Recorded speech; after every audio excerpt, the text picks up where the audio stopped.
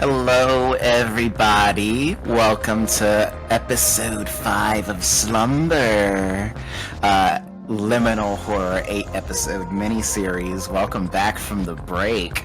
We're gonna have some announcements from Bad House after we take our break halfway through this session. And for our content warnings, since it's been a while, let me read them off to remind you. Our usual content warnings for this show can be found by the Twitch command !SCW. Cast command is !SlumberCast, and a little summary of the show can be found at !Slumber. Our usual content warnings for this show are Unreality, Nightmares, Streetcar Accidents, Foggy Weather, Gore, Body Horror, Cheating, Medical Malpractice, Stillbirth Mentions, Self-Harm, Blackmail, Internalized Homophobia and Misogyny, Alcoholism, Addiction, PTSD Depictions, and that is all. Please take care of yourself first and foremost. Additionally, we have channel points. Help our dreamers with 3,000 channel points to give them a -1 to their rolls that will unfortunately disappear after every episode. In Liminal Horror, -1s are very good for the players because they need to roll below whatever their stat is, and their stats are getting pretty low right now.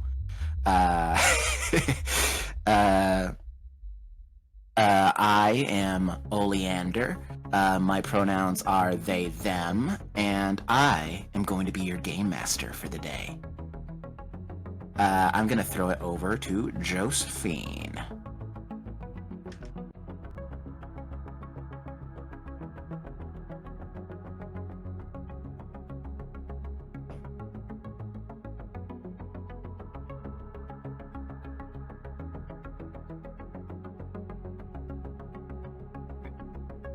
Hi everyone, my name is Bishak Batange, at neon_Raiden. I will be playing Layla, our lovely, fantastic, totally perfect, and not hurt in any way, shape, or form model.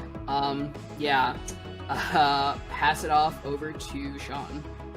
What is up, everybody? My name is Sean, at Highgain's Dad, and I will be playing what is left of Tyler Crow, and hopefully he doesn't fall too head over heels on me today.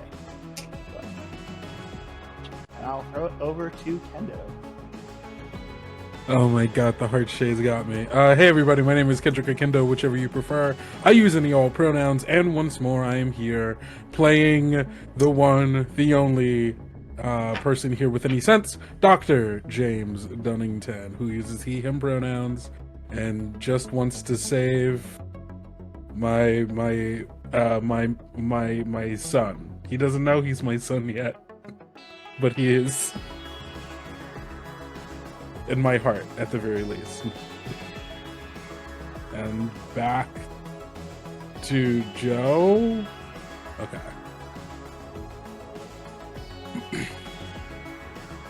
Chat, can you hear? Joe was muted the first introduction around. Nerp. Nerp. Oh, okay. Then we shall go straight into the recap, everyone. Let's jump on in while Joe is fixing... Wait, are we all muted, or is it just Joe? That's a great question. None Joe with left beef, still no sound? I think it's just Joe, because okay. I heard you when I unmuted.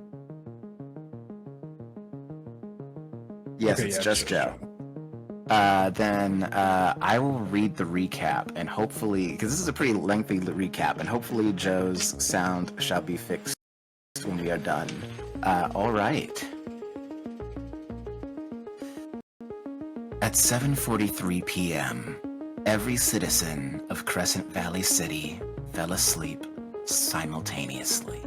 At least, at first. An undetermined amount of time passed before 4 dreamers rose from their slumber, guided out of the chaos by a strange golden sheep named Myriad.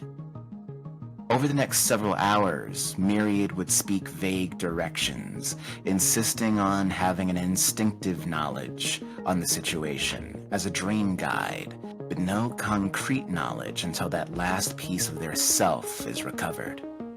Supposedly, alongside a fifth dreamer. This led our dreamers to a Catholic church which claimed its first life of the night. Harlan Yoon breathed his last breath, heart heavy with the guilt of what they've done and who they never got to be. Layla Patel, a disgraced model that had come to enjoy Harlan's company, mourned the loss of this life in the moments of peace that came after, at least until Honey showed up and got on her damn nerves. With the church doors locking behind her, Honey showed up having freshly awoken from her slumber, without a piece of Myriad like the others had.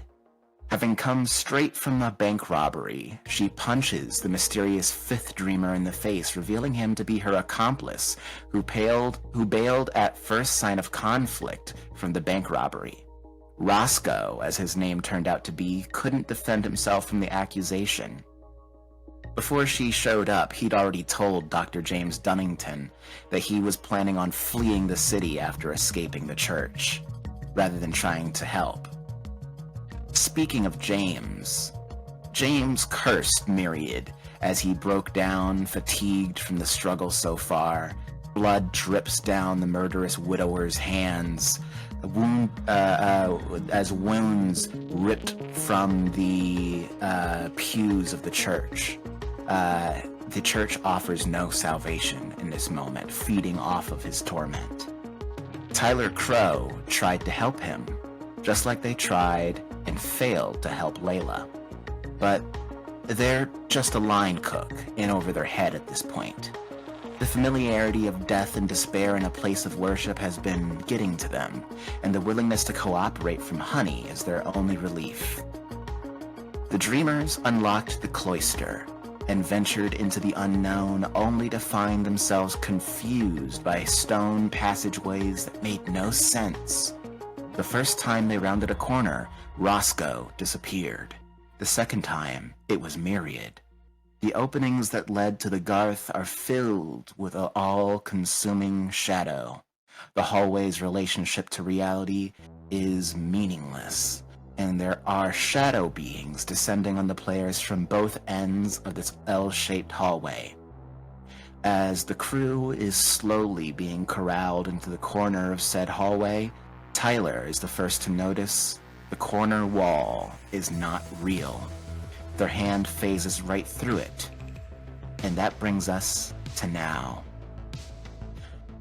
As I just stated, you guys are all in an L-shaped hallway, and on one end there is a singular shadow being coming straight toward you, and on the other there are two shadow beings that look a lot like Layla and James standing ominously on the other end, imitating your movements. You can also see that stuck in the corner that the wall seems to be an illusion as Tyler's hand phases through it. I'm going to give you all an opportunity to have an action each before the one running monster reaches you all, starting with Tyler. So there's shadow monsters that look like us, right? Specifically Layla and James, who are a little bit further from the wall than you are.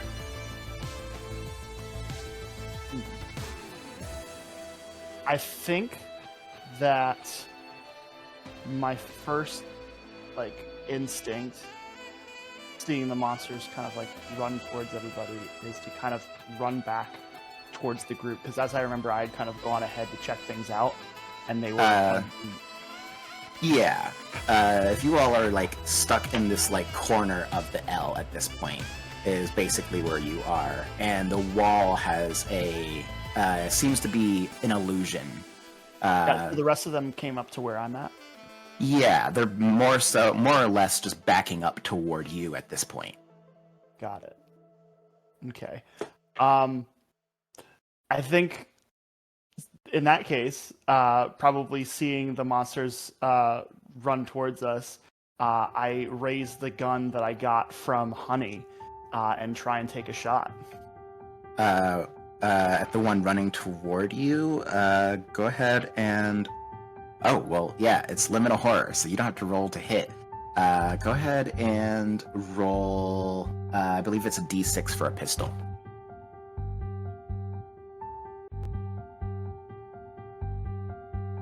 That is a 6. A 6. What does it look like? So the one that's running toward you right now is right in front of Honey, essentially. So you'd be firing past Honey to hit this creature. What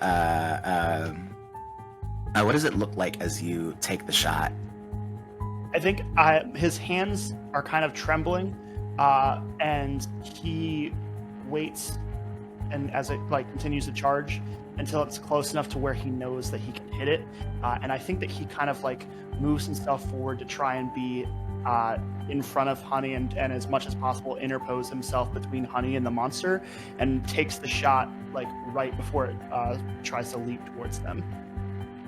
And as you pull the trigger, the bullet leaves the barrel of your gun, swirling through the air, and you watch the bullet fly through the head of the creature, knocking its head backwards, and you watch it stumble to the ground below,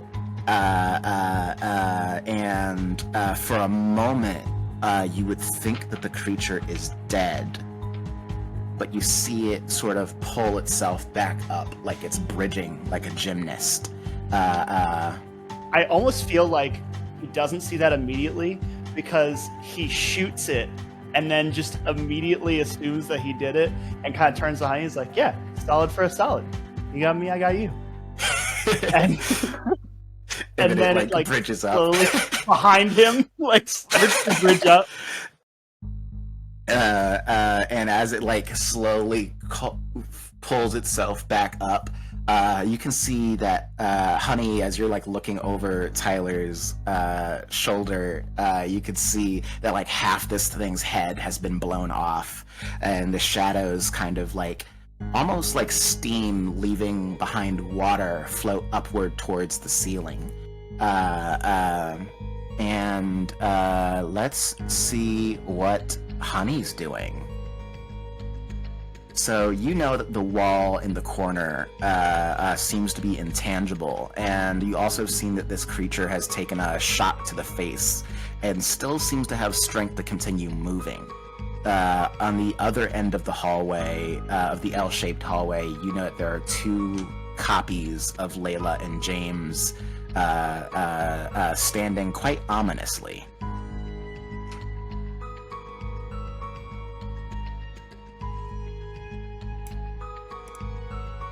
Using a slightly worse microphone at the very moment because don't know what's going on with my microphone. Apologies. So, can you remind me again? You said this thing, it looked like there was smoke and viscera looking like it was rising, going upward? Steaming out of its head. Oh, okay, understand. Okay. As the bullet tore through it. So there's not weird gravity stuff, actually. It was just... It seems like this shadow being is dissipating, its head is dissipating upward. Like if something was made of liquid and suddenly you shot a steaming hot, piece of metal through it.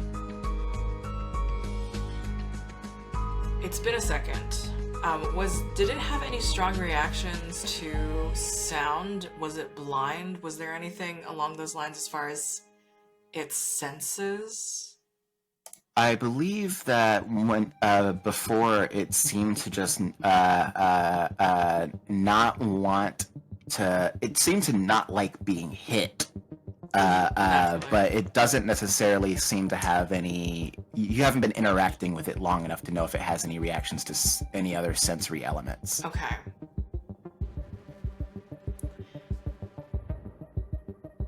I apologize. Remind me again where I am on the map of this. You are, if there's an L shape for the hallway, you're basically in the corner. In the corner. And the wall seems to be intangible. Has no one passed a body part through it yet? You've seen Tyler pass a hand through it, but that's right. all. And when passing through it, he ended up at the other side of the hallway? No, you didn't actually see what happened after Okay. he passed a hand through it.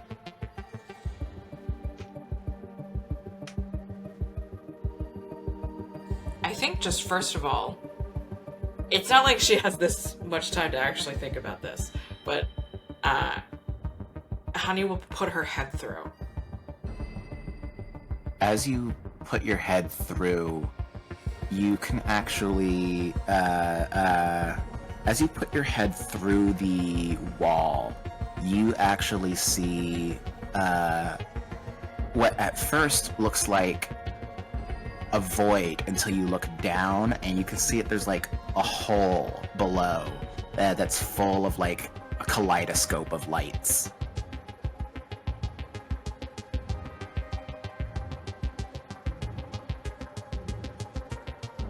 We don't see ourselves. We don't see like different shadow clone versions. No, the lights? For whatever reason, this does not seem to be a continuation of the cloister. It seems to be, I guess for lack of better words, an escape from the cloister. You would know that you've already rounded 2 corners and you haven't seen the door that leads to the chapter house yet.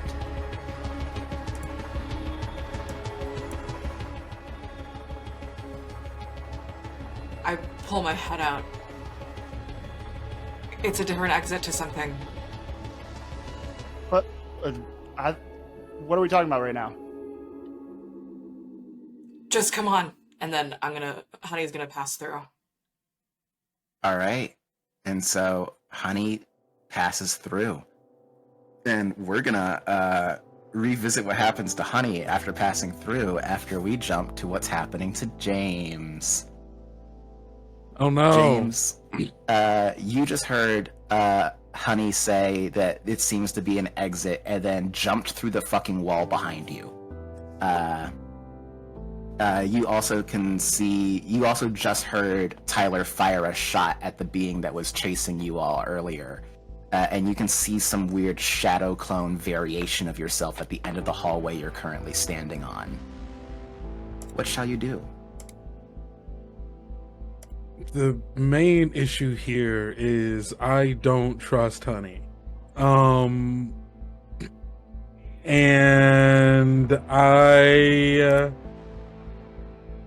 but I also don't, I can't fight. I can't fight. There isn't, I mean, my understanding of cloisters is that it is just a rectangle, so unless I found a different exit, there isn't really a great mode out of here. What's in the middle here? Is it just like fog and some sort of strange shadowy fog? You remember seeing that when Roscoe was snatched, you turned around just in time to see them being pulled into the Garth. Well, where the Garth should be, at least. Yeah. Okay, so maybe that's not a great idea either. Is there a way I can peek into the area that Honey just went into without fully going in? Yeah, you can back up and then like stick your head in. Okay. And you would see the same thing. It looks like you just stuck your head into a void until you look down and you see that there is a kaleidoscope of colors and light below you. See, that doesn't necessarily seem better. Like, right? Like, that just seems different. Which You're right. might be better, but I don't know if that's true. Oh, wait. We also saw Myriad get dragged away, right?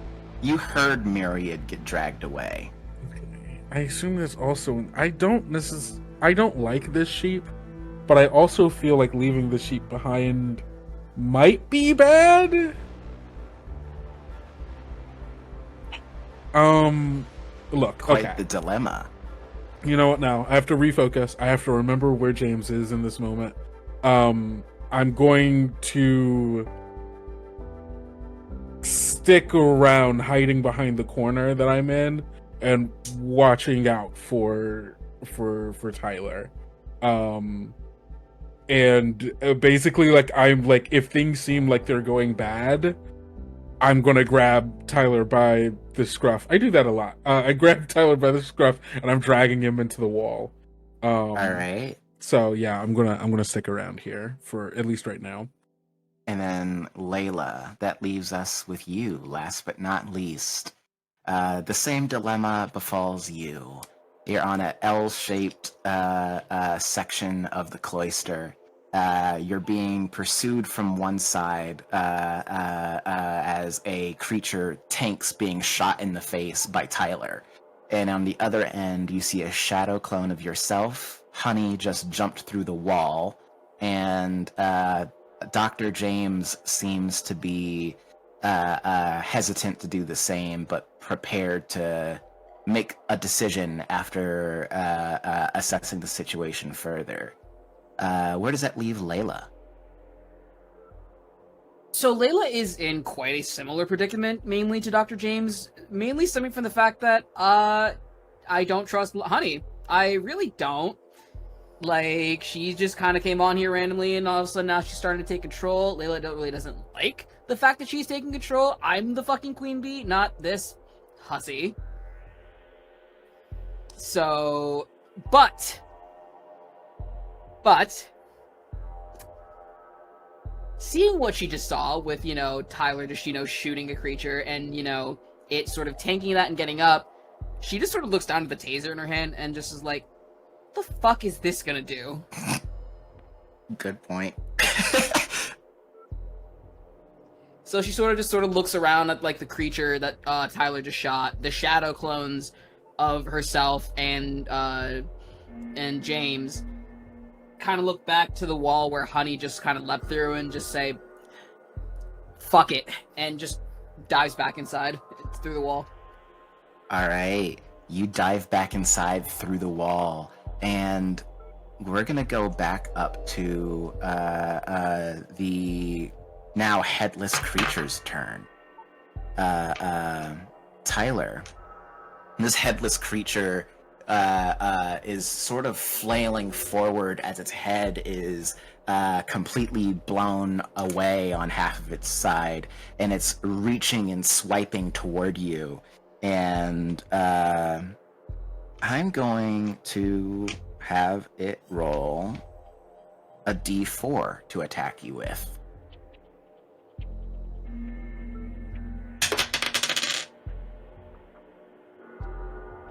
That's only going to be 1 damage. To my strength. Yes. But I am also going to have you roll me a control save for something. All right. And let me see here. That is a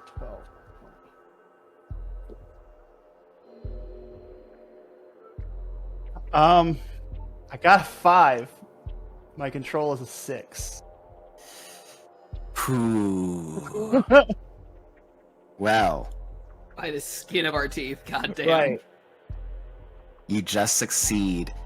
You can feel this thing grab onto what you feel like must be what semblance of like a spirit that you might have. You feel like its hand, when it reaches out to you, it swipes and it goes through you, and you feel it grab something but not get a full hold on it, as it's too inaccurate in its flailing at the moment. You can get the sense that this is getting really bad.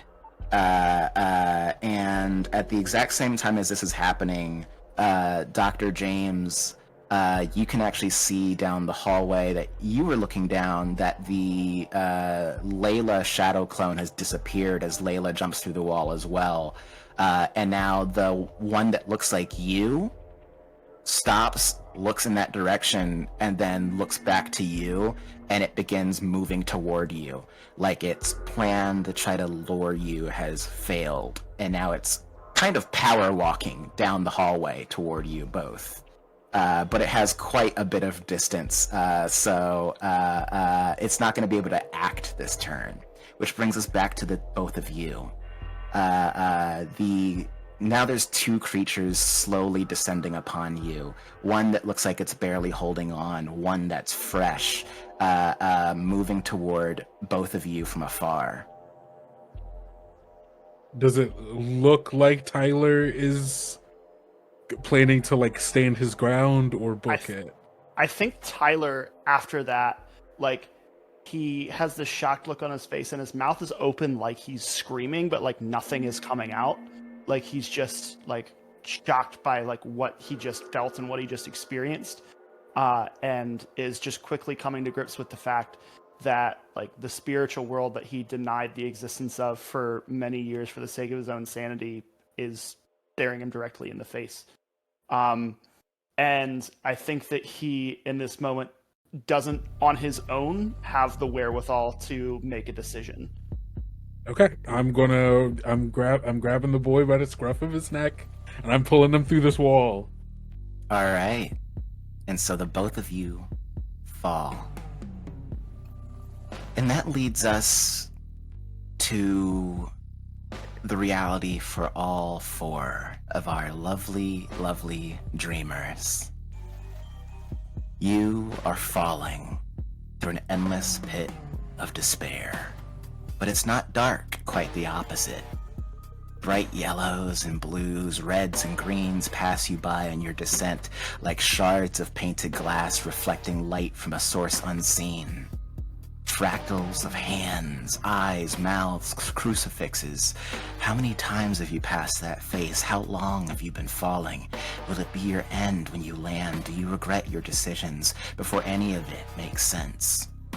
The light intensifies, burning hot against your skin and overpowering to your eyes. Instinct forces your body to close them. And the ground beneath you once more is there as you each find yourself seated. The heat, the brightness, the color all gone. You open your eyes to what would be pure darkness save for a speck of gold light in the distance. As it slowly grows nearer, the ambient light grows stronger and stronger, and you see that you are seated amongst a crowd of people with voids for eyes. Each looks straight ahead, unmoving, waiting for the arrival. A balding man bearing the kind of facial hair and clothes befitting of one who can't afford a razor. A woman with an outfit so coordinated and perfect that you doubt it's ever seen a wrinkle. A young adult with a skin that's grown pale, desperate for the kiss of the sun and the warmth of a smile that's been absent from this face for months. And a dozen other strangers surround you, unfamiliar and familiar all at once. And as the light grows nearer and nearer, the chamber reveals itself more. Your seats are stone. You all are right next to each other, chained to the person directly next to you by the hands. The ceiling looks almost cylindrical, like you're in a tunnel. And for whatever reason, you're incapable of looking behind you. As the golden light grows nearer, you see myriad, all two of them, separated into two sheep-sized cages, dangling on either end of a large cross that slides into place directly ahead of both of you. Dripping from it is the blood that, for whatever reason, honey, you know belongs to Roscoe. A voice emerges from behind you all. These poor lost souls. Harriet, you've done a bad job. I've just about used up my flock. Why would I let you become whole? I led them here, like you said. The second myriad, the one familiar to you, says this. The other remains silent, shivering in the back of the cage. Then have faith that the results will swing in your favor. Hello, dreamers. You may not see me, but know that I am here. Welcome to my flock. Before you is Myriad, who I captured long before this rift into your world opened, when I first entered what you would call a dreamscape, and what I and my followers around you would deem to be our heaven. As you can see, they are quite content. And all the eyeless faces around you crack a forced smile. I am not the one who ripped a hole in the veil, merely one who will benefit from a fool's greed. I split Myriad into pieces and made them bring some waking dreamers in this strange city. One of them is already dead, but this replacement shall be fine. And honey, you feel the presence, large and menacing, is directly behind you, as whatever this entity is, speaks. In a moment, I will undo your chains and let you all be free. But first, a few questions. What are your names? Go on, don't be shy. You're free to speak in my presence. Sam. Sam. Sam. I out of the corner of my eye, to you, Tyler, just like a.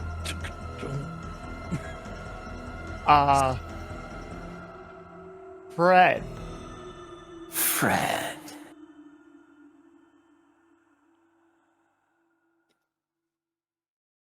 Who's asking? Figures if you're gonna know our names, you might as well know yours. You may call me the Shepherd.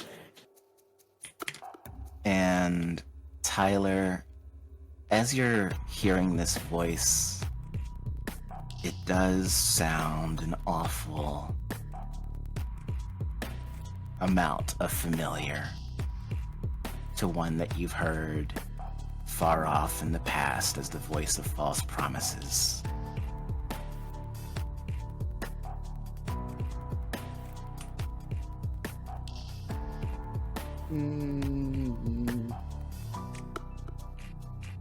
Why? What do you want with us?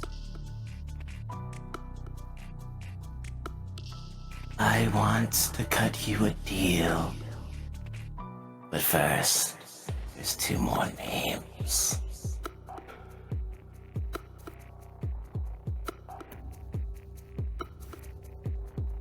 I think, like, Layla is definitely sort of, like, eyeing Lillian to, like, see, like, you gonna go first? Because I'm definitely not going first. Like, like, after you.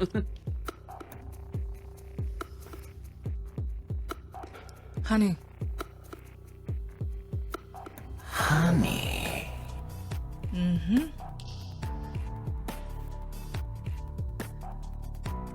And the last.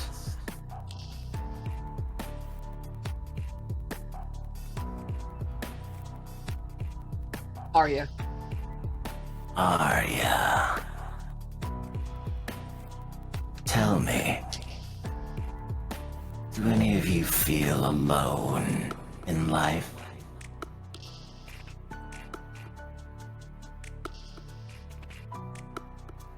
All the time. Why is that your business?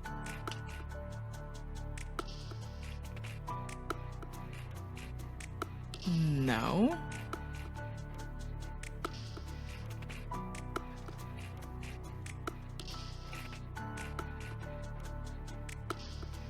I find loneliness be Quite the fascinating concept. I don't think anyone is ever truly alone.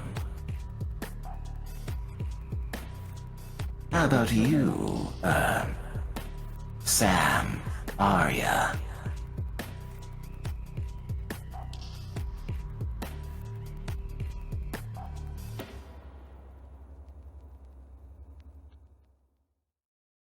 Now,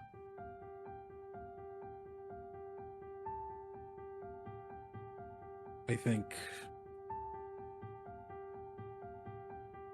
most people experience it whether or not they acknowledge it or not. So, in some ways, sure, why not? An interesting smattering of answers.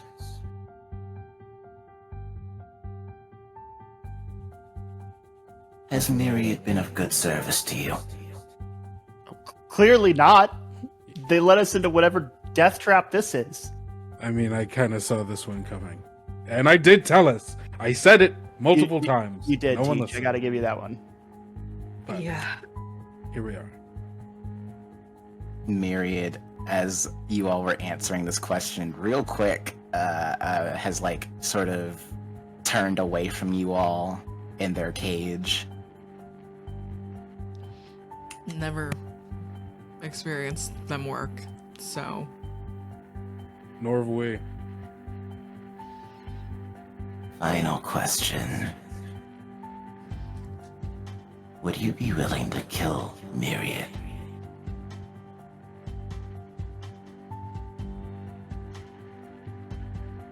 for what? For a chance at peace? sure. Why would us killing Myriad allow you to give us peace? And what does peace mean to you? What does peace mean to me? It means an end to all suffering. It means safety.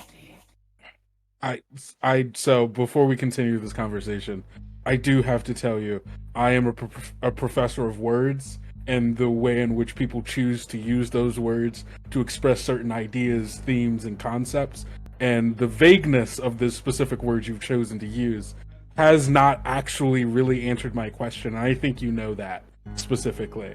You're like leaning towards it, but you are directly not saying the actual material effect that the actions you and we will have on all of us. I have to point out as well. Man? I have to point out as well that you're offering us peace from a situation that objectively you put us in. So it kind of feels like you are asking for praise for solving a problem you created, which is like textbook abuser behavior. We just have to shoot the sheep, guys. It doesn't. Yeah, okay, like yeah, it's but that we still complicated. don't know. We don't know what the sheep is. It's We the don't know if principle of the killing thing. the sheep could make things worse. While we haven't seen the sheep do anything, that doesn't mean the sheep isn't necessarily important. And if this thing wants to kill the sheep, and more specifically wants us to kill the sheep for some gain that we may have, that could mean killing the sheep is bad and wrong. Otherwise, why have us make this decision? Because I want you all to be devoted to me. See, there we go. Fuck now.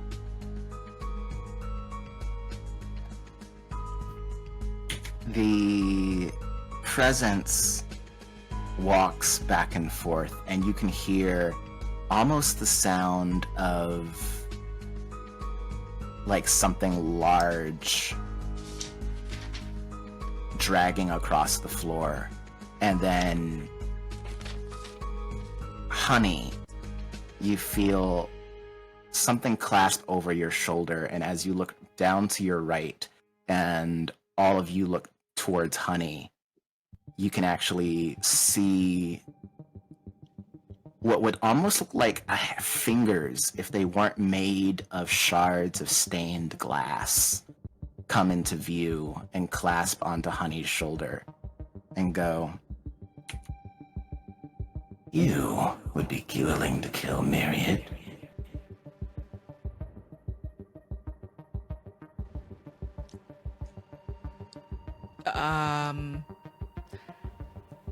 I usually like a first date situation before like the whole devoted eternally vibe.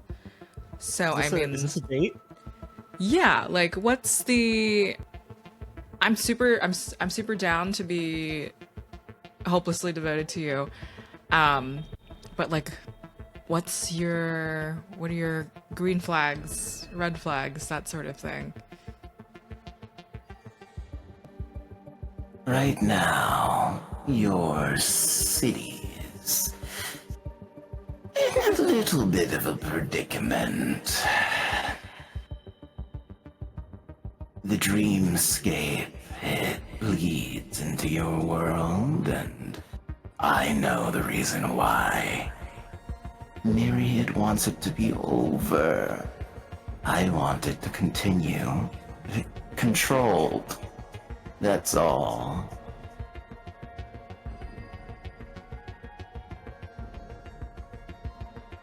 I just want people to have their dreams. Overseen by me, of course. Would me and my friends be able to have their dreams come true? Will you kill Myriad? Yeah. I still am not really understanding the weight of the situation, I think. That's pretty clear.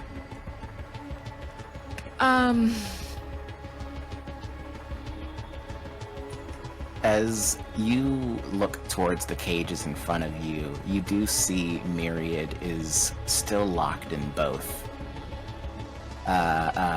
One that's turned their back to both of you, the one that you would have seen in the church earlier, and the smaller one that stays shivering in the back of its cage.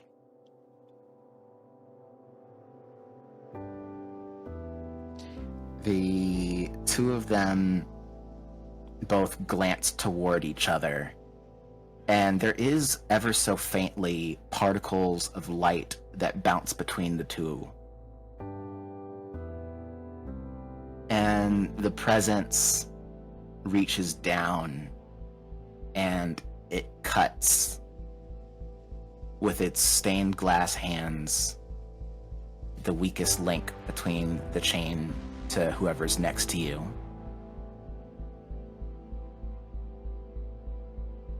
And it breaks off one of its fingers. And the finger falls into your lap. This stained glass blade is in your hand, honey.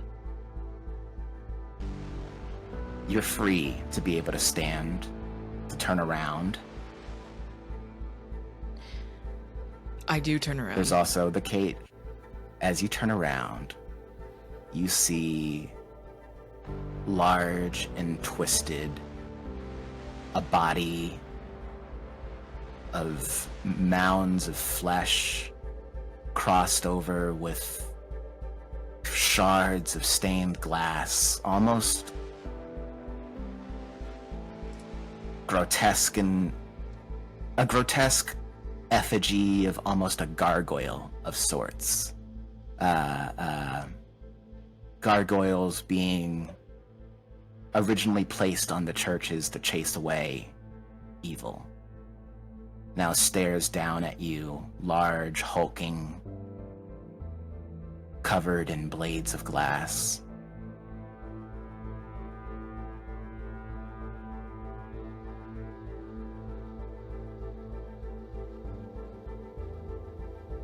It looks down on you with stained glass eyes and a mouth full of shards. Will you strike?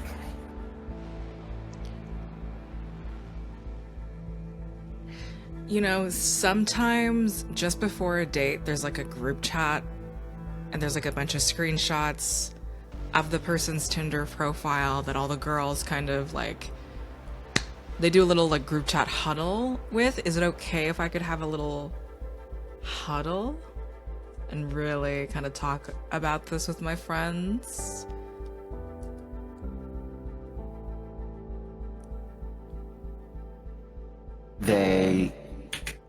The head of this large gargoyle-esque creature sweeps over all three of your allies, who you just met what you assume to be like maybe 45 minutes ago tops.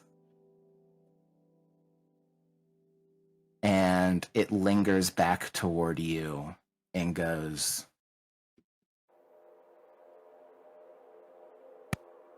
I am negotiable.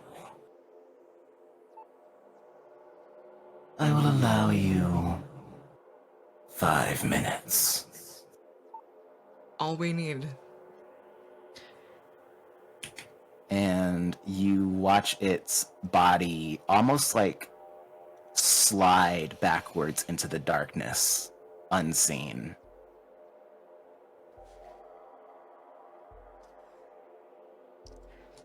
You have its incredibly sharp piece of stained glass that was used to cut your shackles free in your hand.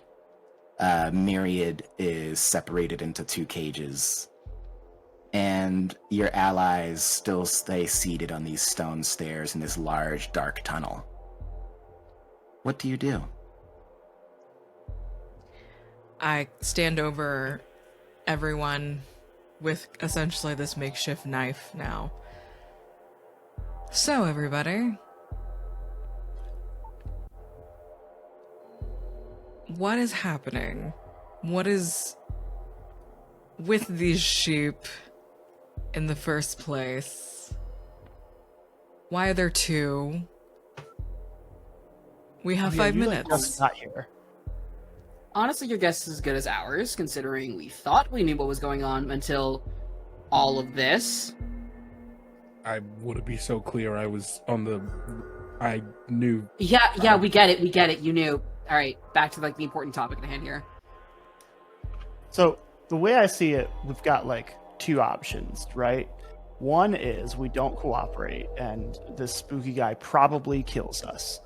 Yeah. The other option is we do cooperate and maybe it brings about the end of the world and maybe we die. So really, the decision is, do we give a shit about the world around us? I would also say we should choose our words very carefully. Just because it's not here visually, it doesn't mean it can't hear us. Is this another anime thing? No, this is just common sense. Just because you can't see someone doesn't mean they can't hear you. This is a strange, otherworldly this is a being religion thing, that right. No, this is No, just that's real not just common that's the shit sense. talk thing. If That's you the were shit talk, trust me. if a cop brought you into a room and said, "Wait, I'll be back. I've got coffee," and leaves, do you just assume the cops can't hear what you say in the room? Okay, that makes sense. 4 minutes. Look, if it didn't need us, it would have killed us. We could just be amusement. We could just be something, right?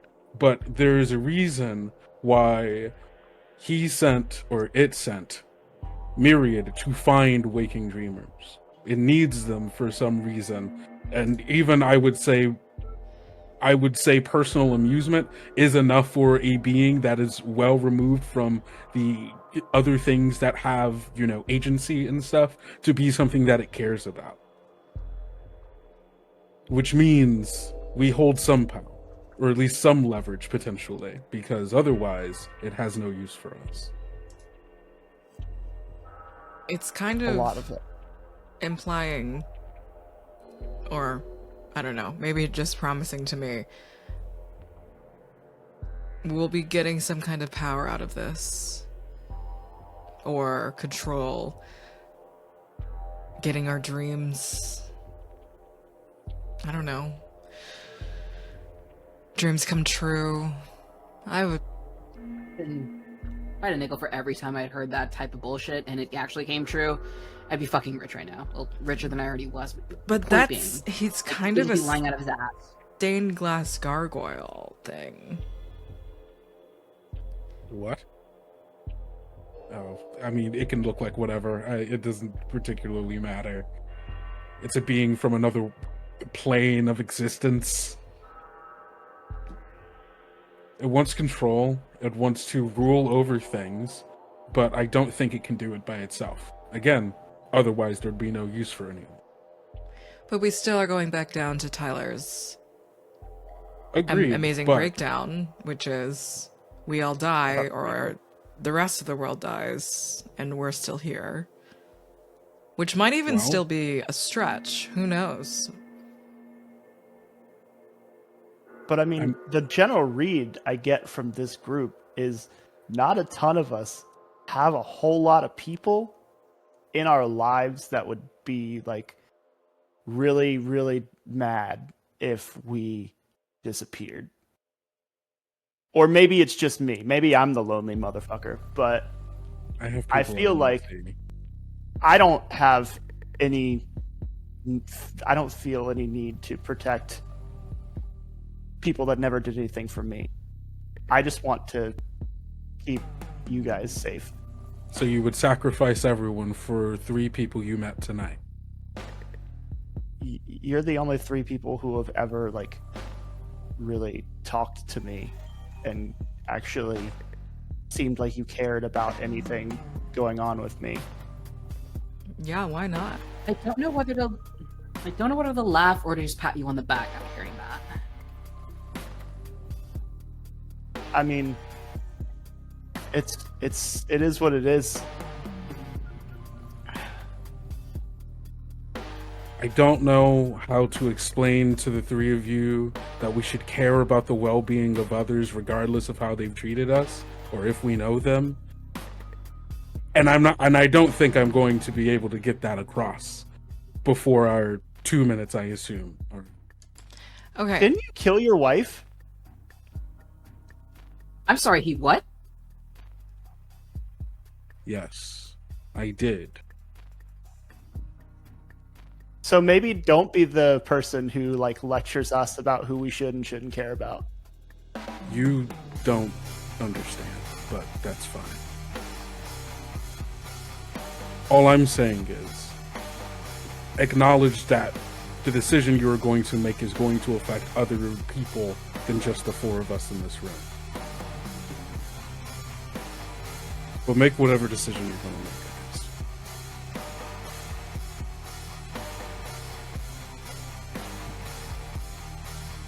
Honey, you still have the blade.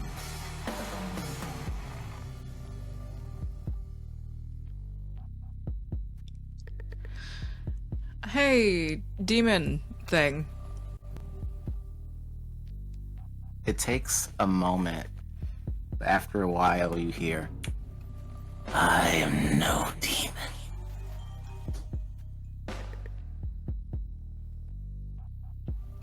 Okay. The shard, that's part of you. What exactly will happen? When or if or whatever I kill, do I just need to kill the one of them or both of them? They both are one. So you will have to kill both.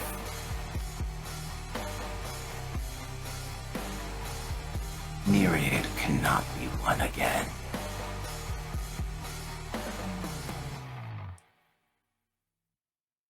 Why?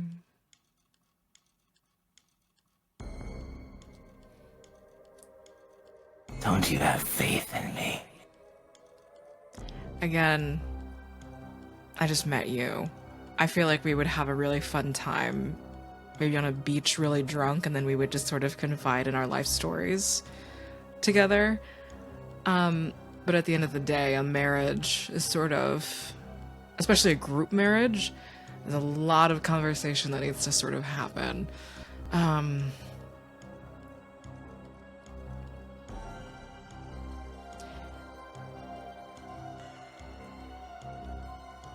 What will it do for me? What will it fix for me? What dreams of mine will come true? And I think she's sort of pressing to test how omnipotent, how powerful this thing is.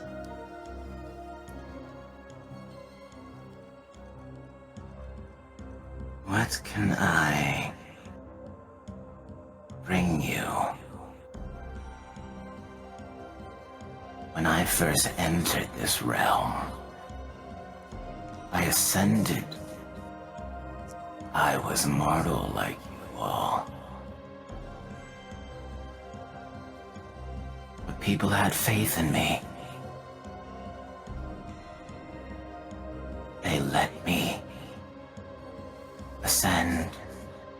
And my most devoted join you here today.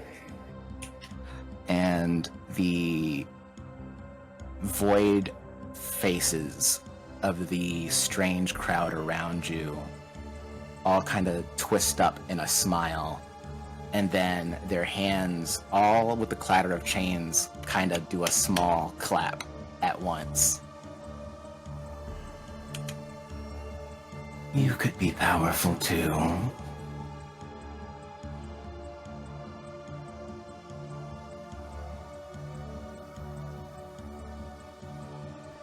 What happens if I strike you?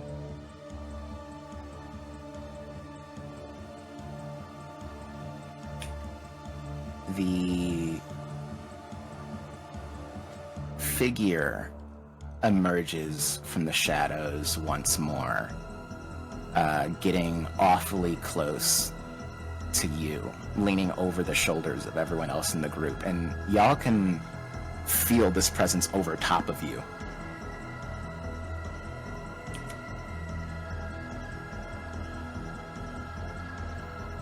Is that what you want to do? Just want to know. Do you have faith in yourself? Oh, I have a lot of faith in myself. I just want to know what will happen if all, I suppose with your death or with your injury, if your power diminishes or something goes awry, you need to go get a multi-dimensional band-aid or something.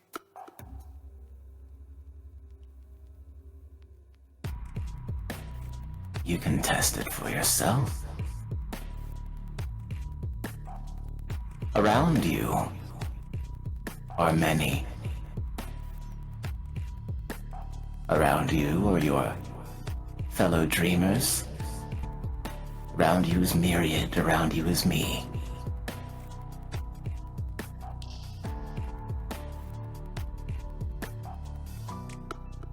Where will you strike first?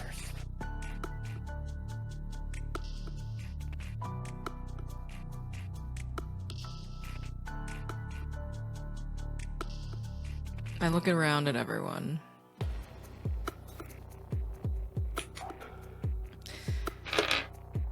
Honey is put in a very strange position right now. Yeah, you Because just met these people. They're just as much strangers to you as... truly at this point, all three of them, they can't, unless any of you scream out a clear answer to her, all the three of y'all's opinions are almost like, at this, who cares? At this moment, she might just do the thing that is the most interesting.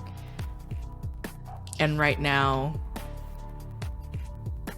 it would be easy to cut the sheep. Lay out the sacrifice for Jesus.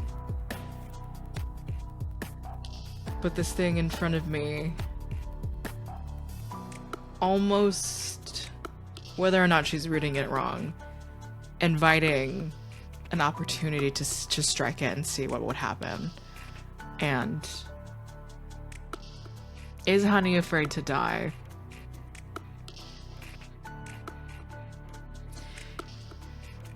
The answer to that is a lack of object permanence.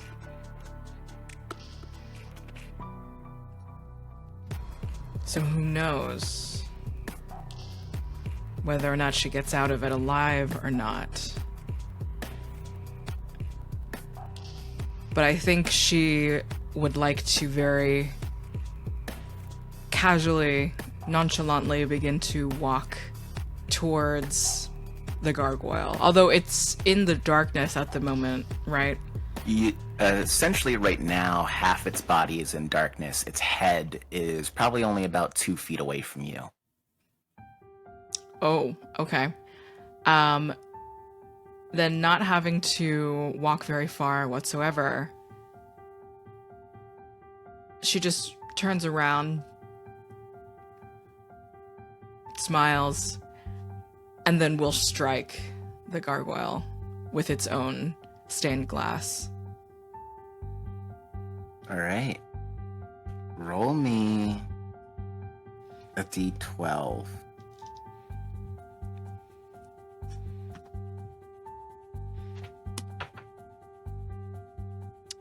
That's a 9. A 9.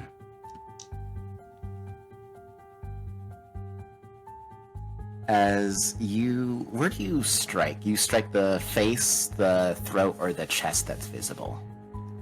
I don't know how well she's aiming with just turning around and just swiping, so just, I think, starting from, like, shoulder up, kind of a diagonal slice. You slice, and as you do, you watch the blade carve through this creature's chest and upward out of its body. And as it does, you see a light burst through from it, and it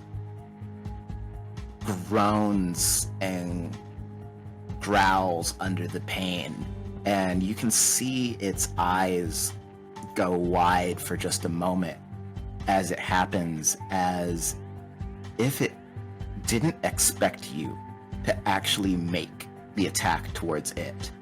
It had interpreted you as willing to take out the sheep. And in that moment, you watch it howl out in pain, and for a moment the whole world wavers around all of you, and for a second, each of your hands are free from the shackles. As the shackles become nothing more than shadow and drop away from your hands. And it howls in pain for just a moment, and it goes, "You've made your decision."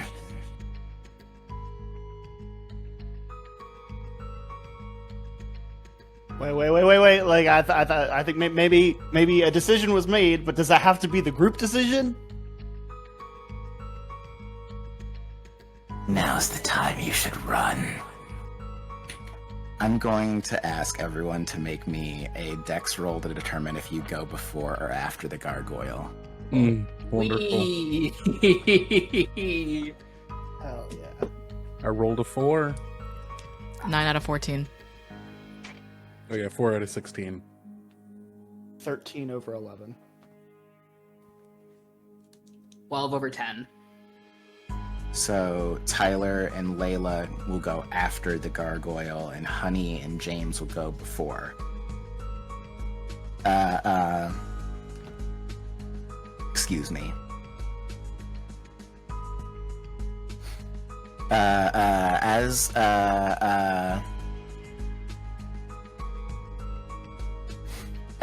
the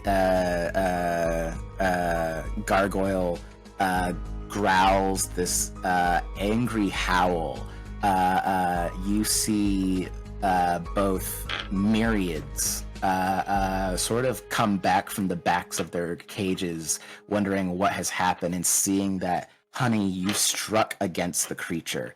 You've struck against this, well, cult-coded gargoyle. And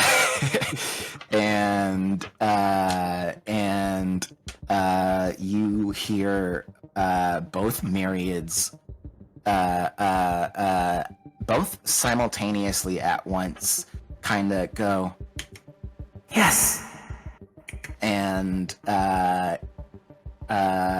James and Honey, you both rolled successes, so both of you would have a chance to act before the gargoyle. Who would like to go first? Where's my rifle? Is it? Your rifle was sitting on the floor underneath the seat that you were on. I'm gonna pick it up and start shooting. All right. What is the rifle damage? Rifle. D8. D8. Go ahead and roll a D8 of damage as you fire at this gargoyle. That's an 8. An 8? Mm-hmm. Holy shit. Where are you aiming? For face, heart, just that general area. I don't think she's like perfectly trained necessarily, but she's fired this before. And so as the bullets illuminate the tunnel, you can actually see the creature back away as the bullets bam, bam, bam hit it in the face as you lay into the creature. And it kind of backs off for just a moment as if it's going to go into the shadow. And James, what are you going to do? Oh, bud. These cages that Myriad are in, I assume they don't have like an obvious gate door opening deal. They seem to have they do have a latch that you can see it wasn't locked by like a lock and key, or else they probably wouldn't have asked you to go kill one of them. Yeah, no, that's that it just locks from the outside with like an easy mechanism. Okay. As much as I hate this, I think James is like, okay. We have to get these sheep out of this cage and we have to get it together. There's an obvious thing here that this guy doesn't want this to be true. And it's like, so I think this whole time James has just been sitting here like planning like, okay, what's the quickest way that I can run from one to the other? Or maybe under like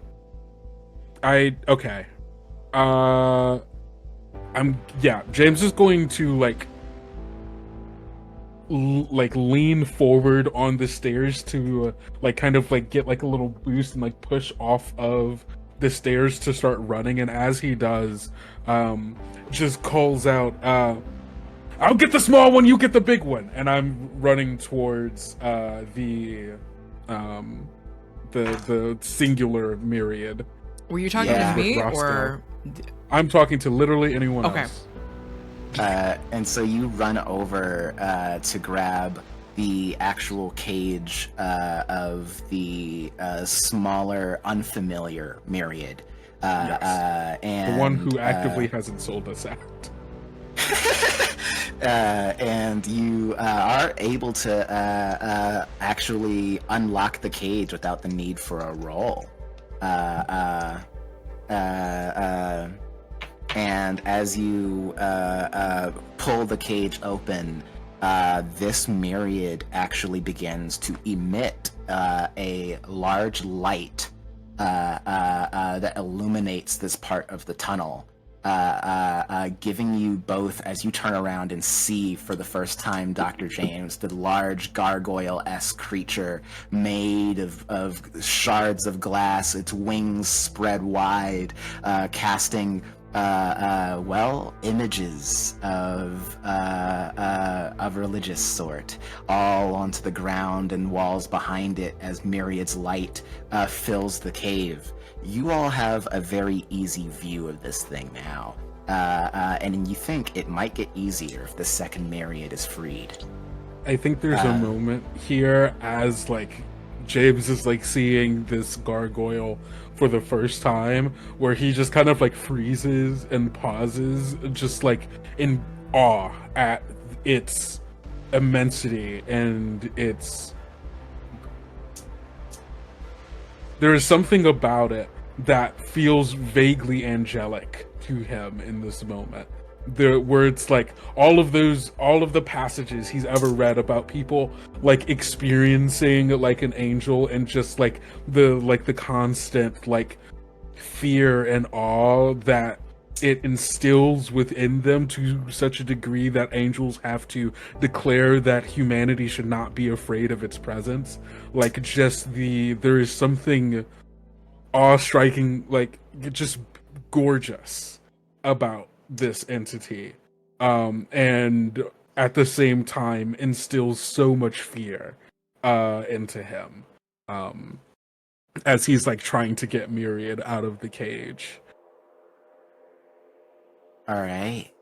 And as you look upon this glorious, terrifying, grotesque gargoyle, before the other two can have a chance to act, this gargoyle is going to let out one large howl. And as it does, you all can feel almost like a ripple of energy flow through this tunnel. And I need everyone to make me a control save. That automatically does critical damage to me. If you fail, If I yes. fail. 13 out of 15. That's a success.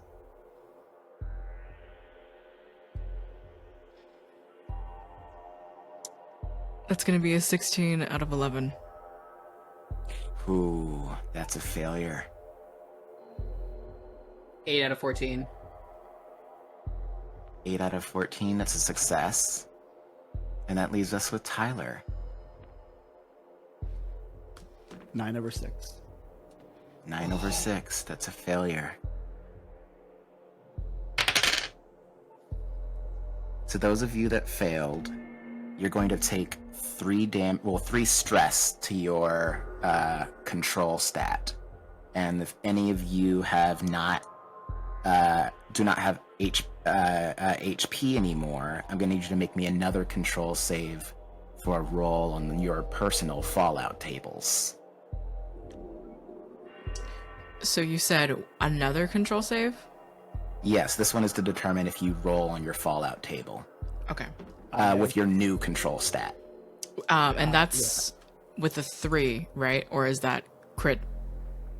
You take 3 damage, 3 to your stat, and then whatever your new stat is, you need to roll below it, or else you're rolling on the Fallout table. I mean, I that's got not... a 13/3. Yeah, So. I was going to say, yeah, that's a 13 of 8. Go ahead and roll a d8.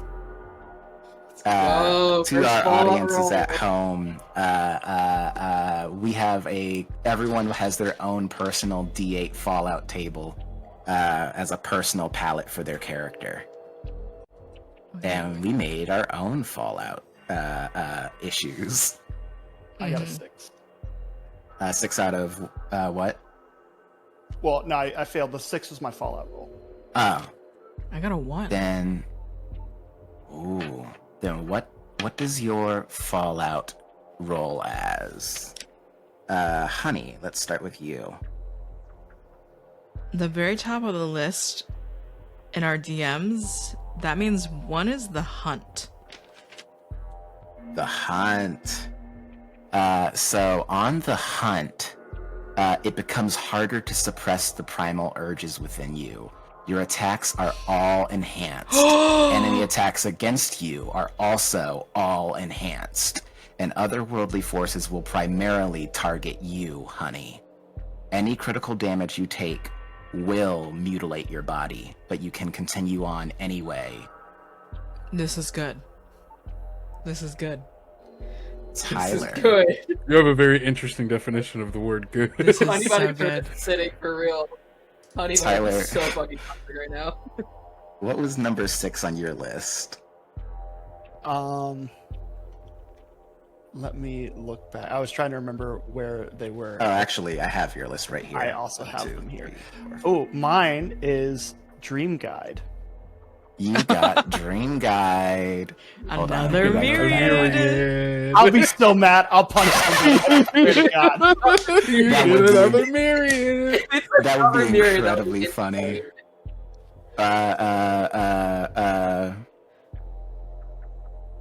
Where did I put that one? Ah, yes.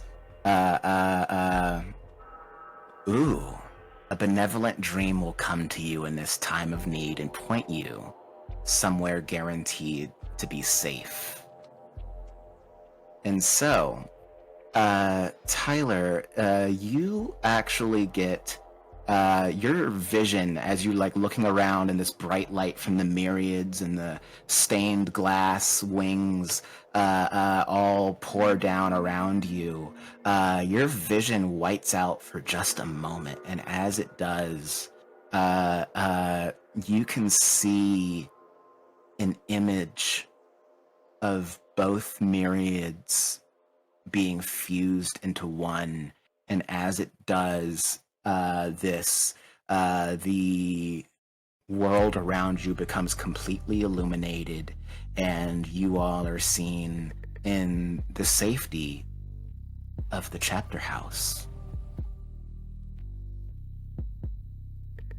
And soon the world comes back around you, and you're back in this tunnel that's only half illuminated at the moment.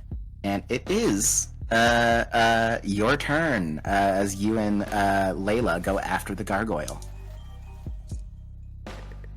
My turn?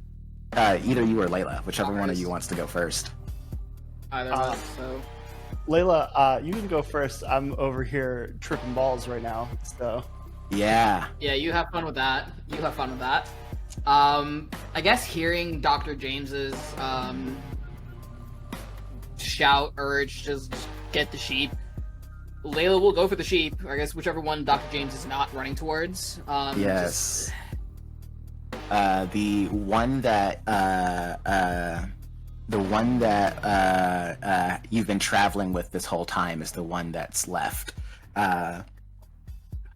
And as you like approach the cage, you see Myriad kind of whispering, "I'm sorry, I'm sorry, I'm sorry," as you unfasten their cage. And as the cage opens, light pours out, now illuminating the tunnel even further. And as you look behind you, you also see the full mass of the large gargoyle behind you.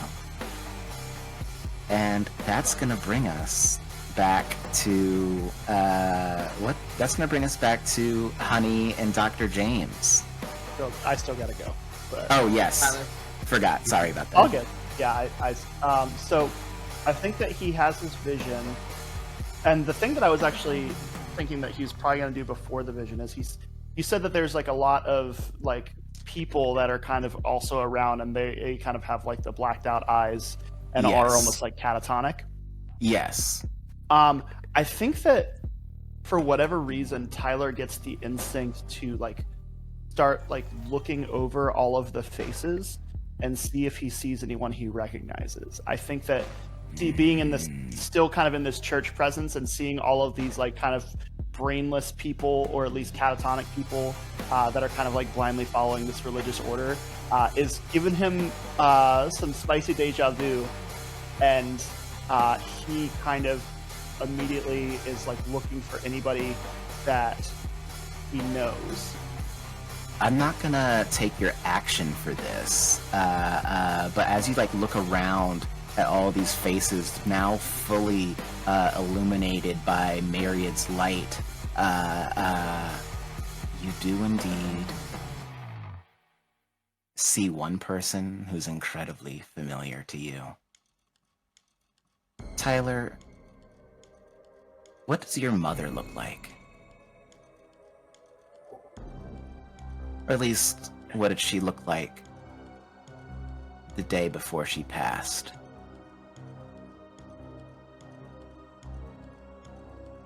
You see a woman who looks to be in her late 40s with kind of brunette hair parted down the middle that is incredibly long and looks like it doesn't like she has never cut the split ends, wearing a very like old-fashioned dress. A very plain looking woman, no jewelry or makeup or anything, and just kind of with this look on her face, as if she is desperate to find peace and desperate to find something that she feels she has been missing for her whole life. And as you see this, as you see your mother sitting in this stone seat, eyes blacked out, looking straight ahead, you still have an action. What shall you do? Kind of shocked, I like run up to her and I put my hands on her shoulders. I say, "Mom, you're here. How are you here? Wake up!" And as you shake her, you don't get a response. You look deep into the black voids that replace her eyes, and she just stares ahead, straight through you. She's been trapped here by someone she believed in.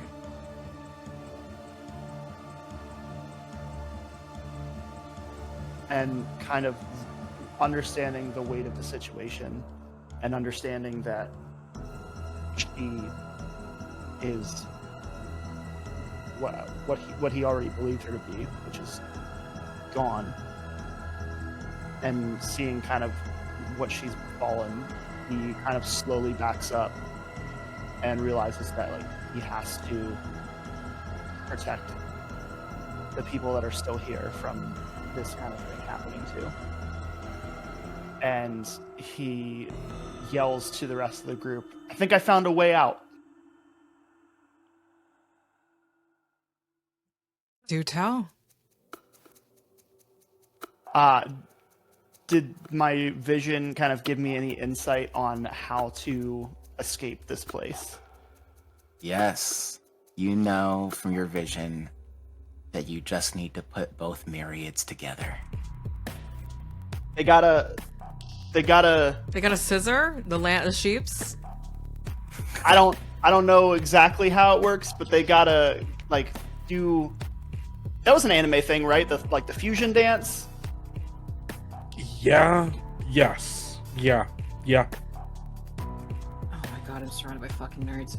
I mean, no, they should get together. No, we should put them together. He very explicitly said they shouldn't be put back together, which means they should be put back together. Right. Yeah, that makes sense. Yes. And that leads us to Honey. You have... How does it look in Honey as the hunt manifests within you? You have freedom to use anything you want within the dreamscape to make this look how you feel.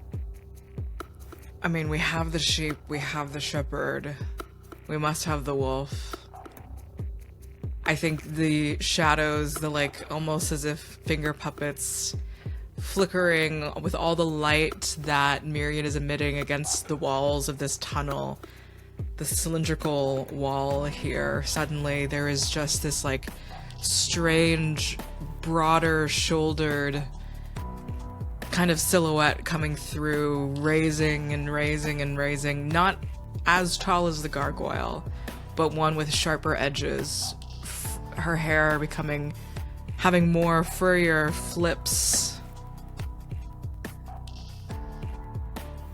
and her actual countenance, what she actually looks like, there is just something far more bloodthirsty than there was before.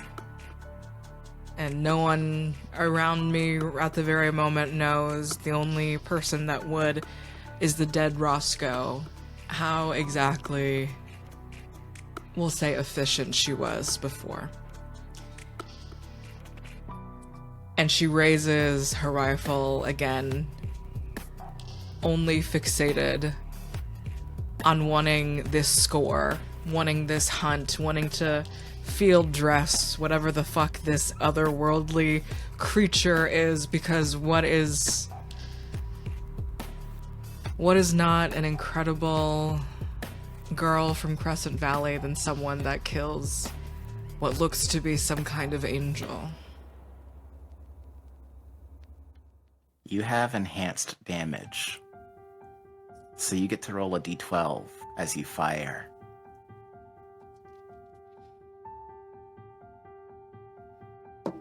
Oh, Jesus Christ. That's an 11. Whew. And it has previously taken 17 damage. Yeah.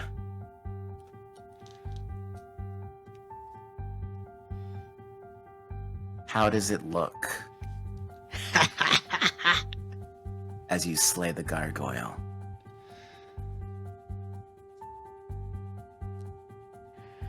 Again, it's not as if she's the most perfect shot, but she is a glamorous one. Again, finger puppets against the wall that the sheep emits, a wide maw, fanged teeth, inches long, a sort of smoking breath coming out, emitting whatever God knows imagination smell. Her eyes are wide and her smile is big, and there's this crinkle in her nose. And for once, there is precision, there is accuracy, there is muscles locked into place. There is a desire to not only get to the vital parts of this, but she just starts going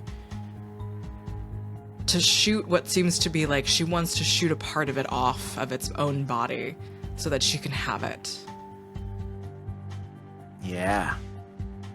As you fire and fire and fire, you see these glass shards of this gargoyle scatter all over the place. You feel the tunnel beginning to rumble, as if this dreamscape is going to collapse in on itself, as the gargoyle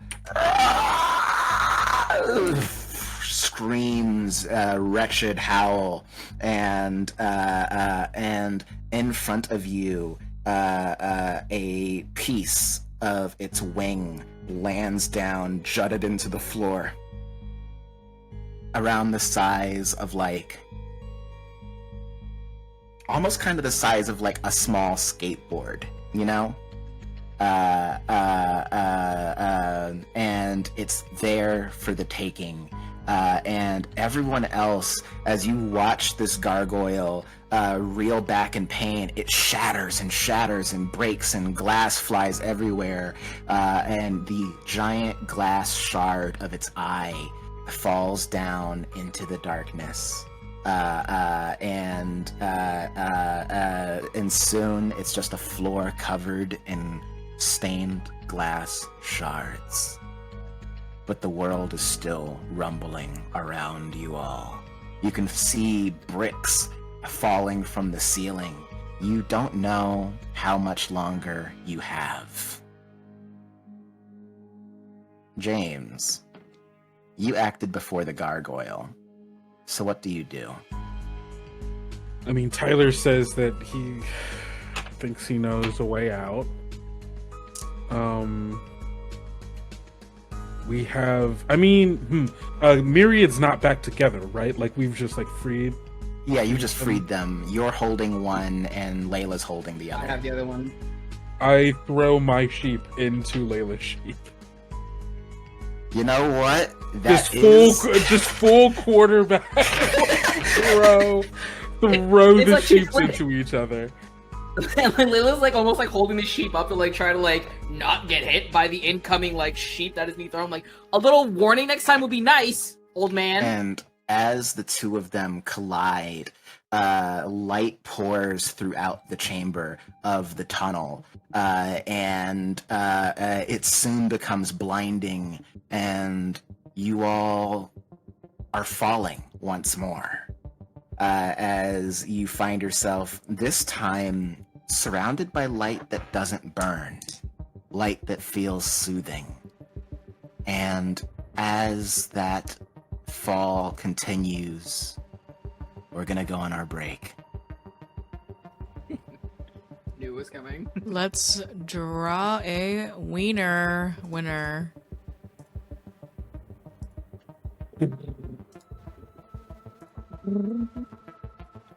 Please let me. Come on, Joe. I can only drum roll. I know. I'm sorry. Okay. Please help. Sorry. Sorry, my forearms. Okay, we'll go on break. Alright, be right back. Hello. Hello, everybody. Welcome back from break. Just as a quick run through of some Bad House announcements. If you need to catch up on Slumber, we actually have VODs on YouTube hitting every Monday. And Midnight Rush continues on Tuesdays. Episode 12 will hit YouTube on Friday. And as always, check out Bad House's YouTube to find VODs of our other series. We're up to date on the Take Back and Sun in Chains, and the last Grindhouse Anniversary one-shot one night at the Shelterwood Inn, run by Ambrose, will be up on Sunday. And Joe,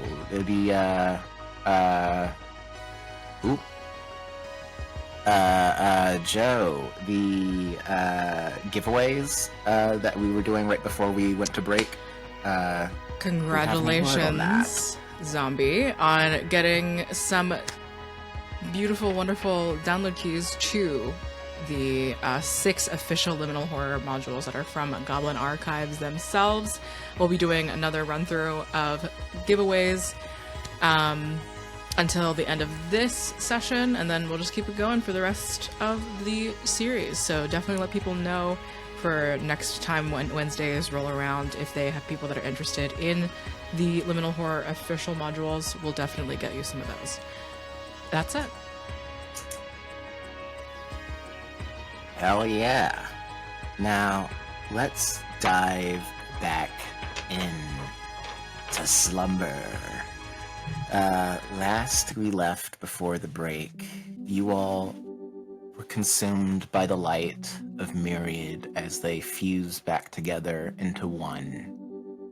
You all found yourself falling through a realm of light, and as the world dims back down to something natural feeling, the 4 of you find yourself in the chapter house of the Catholic Church that you've been in this entire time.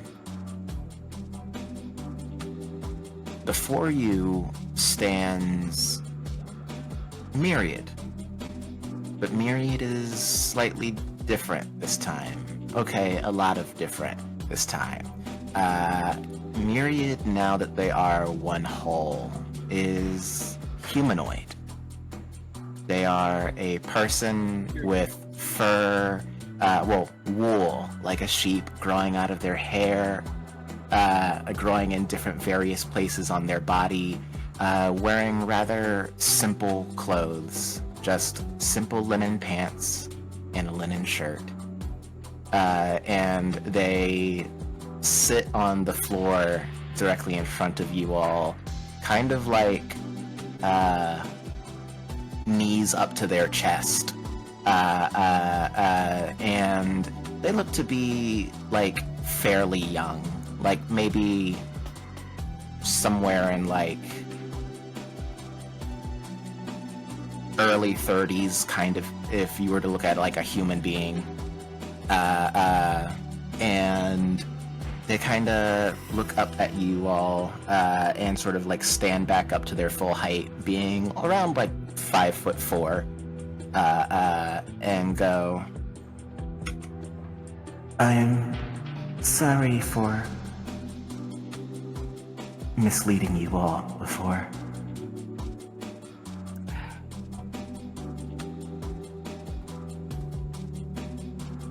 I didn't know what to Kind of do." messed up, actually, but you did that. Question. Since Layla was holding the sheep that Doctor, when they combined, is Layla still holding this form of Myriad?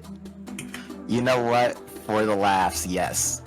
You are like holding Myriad from behind. That's so funny.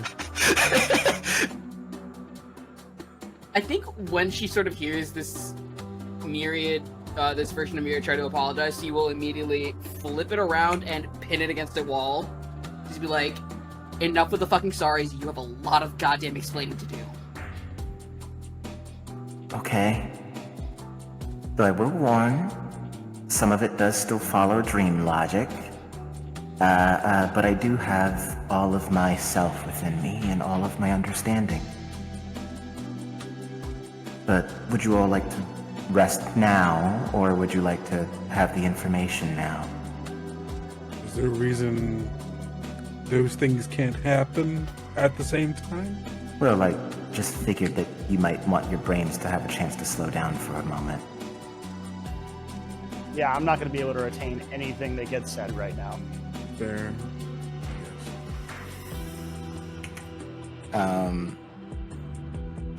And Myriad kind of just stands up and walks over to the large doors of the chapter house. And this room is fairly empty, but gorgeously designed, and similarly has stained glass windows, similar to the rest of the church. And Myriad places their hand on the door, and a light goes through it. And they go, "That should keep us safe for now. We should have around an hour or so to remain and rest. So let's take a moment to breathe." And I'm going to let everyone roll a D8. And whatever you roll, you can divide those points up between your stats, whether it's your strength, dex, control, or your hit protection. I rolled a 7. I rolled 8. Ooh. I rolled a 2! Oh. I got a 3, which is enough to put my hit protection back up to full and still have 1 left over. Hell yeah. So if I was at 7, At 8, least I have 9, full 10, dex again, 11. so I'll take it. I'm gonna put my strength up to 11 and bring my HP up to 4. I'm going to give myself 2 hit protection and then bring my control back up to 4. Yeah, I decided against. Put my strength back up to full, and I just gave myself put the other 1 into my dex. So I think my starting strength was 12. I don't remember. Unfortunately, also don't remember. hit points back to 5, hit protection rather, and then my control is back to 11 out of 12. And as the time of like resting goes by over like the next, let's say like 30 or so minutes of like licking your wounds, how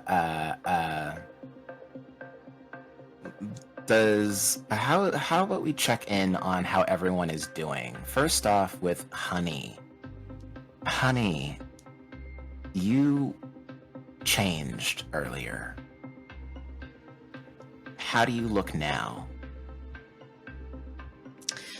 I think more direct physical changes. I think my hair is like has somehow become frizzier, has more layers, is like becomes thicker.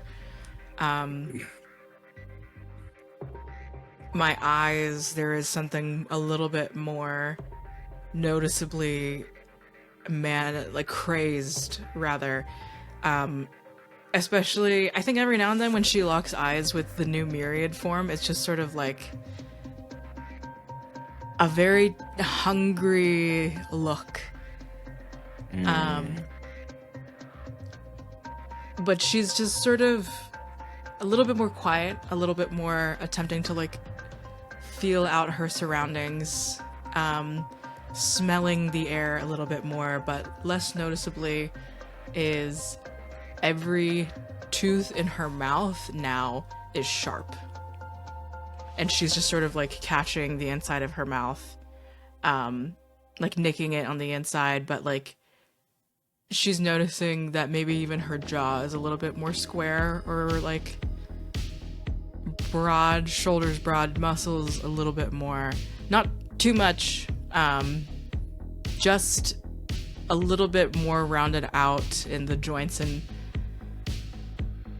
certain, a little bit broader to accommodate for what seems to be more resilient body parts and the larger teeth. And how's Honey feeling in this moment? Very, very good. She didn't know what was going on, but hey, Roscoe's dead. One less thing to bother her. There's something that swells inside of her, not like pride, but just sheer enjoyment of that fact. And she's out here alive.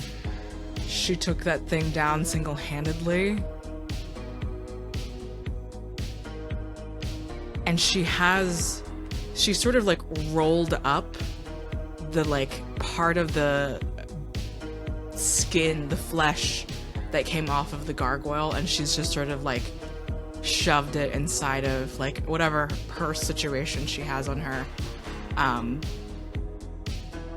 and just sort of happily cleans her rifle sort of to herself again, strangely quiet, strangely more attempting to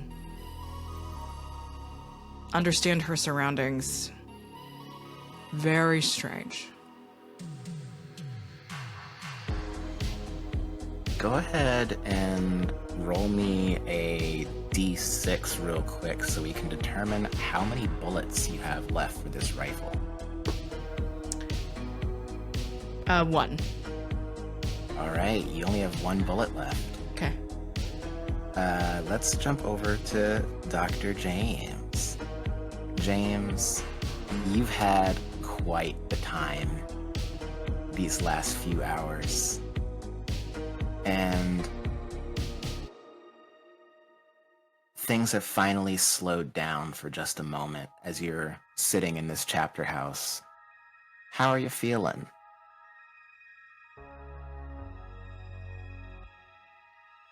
This sucks. This sucks so bad. And it sucks more now that it doesn't seem like trying to survive isn't futile, it doesn't seem, and that makes all of this suck more. Because it means that I have to at least try. There's no reason not to try. You know, there was a long period of this that felt like, well, this just seems insurmountable. There's just weird nightmare shit happening, and we have no sense of why this is happening. We're being led by a thing that's obviously trying to lead us into a trap, which, again, no one listened to me. No one ever listens to me, despite the fact I continue to prove to be right about what's going on. But, again, no one listens. But my students don't listen either, so, like, I'm not surprising, right? This is just my life. The fact that these things are vulnerable and can be hurt, the fact that they have desires and cannot just fulfill those desires in and of themselves means that trying to fight against them is worth it, if it means that there's a potential to live. And that sucks. It's so much easier to just give up. It's so much easier to allow myself to be overwhelmed by this seemingly impossible to comprehend, seemingly entirely too powerful, omnipresent, omnipotent, and truly cruel and unusual. It would be so much easier to just give up and allow myself to wither and be killed by whatever strange, terrible thing this presence could imagine. But like, kind of fuck that, you know, that isn't really helpful. And there's still people, if it means I could see my son again, then it's probably worth it, maybe. If I survive, it's a good story, I guess. If anyone will believe you. They don't need to believe me. People read fiction all the time. That's a good point. Layla, how are you feeling?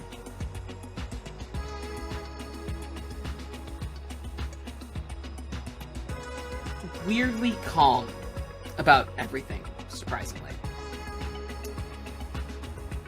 Less so the fact that, like, she's more, like, actually, like, being calm, cool, and collected, and more so the fact that she is, at this point, just emotionally, like, worn down and just emotionally numb to everything that's really been happening. The whole situation with the whole demon gargoyle, you know, the fact that, you know, the sheep, which, to be fair, she didn't quite exactly trust, because who really would trust a magical talking sheep unless you're now, you know, like, complete idiot. But she definitely wasn't expecting it to lead her and the others into, like, a death trap, essentially.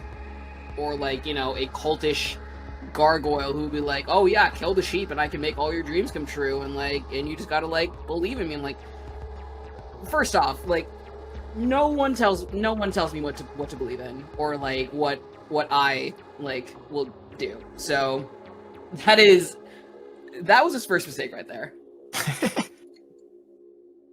But strangely enough, she finds herself looking a lot at Honey, seeing how she's changed, both physically and how Layla's views towards Honey have changed, if ever so slightly.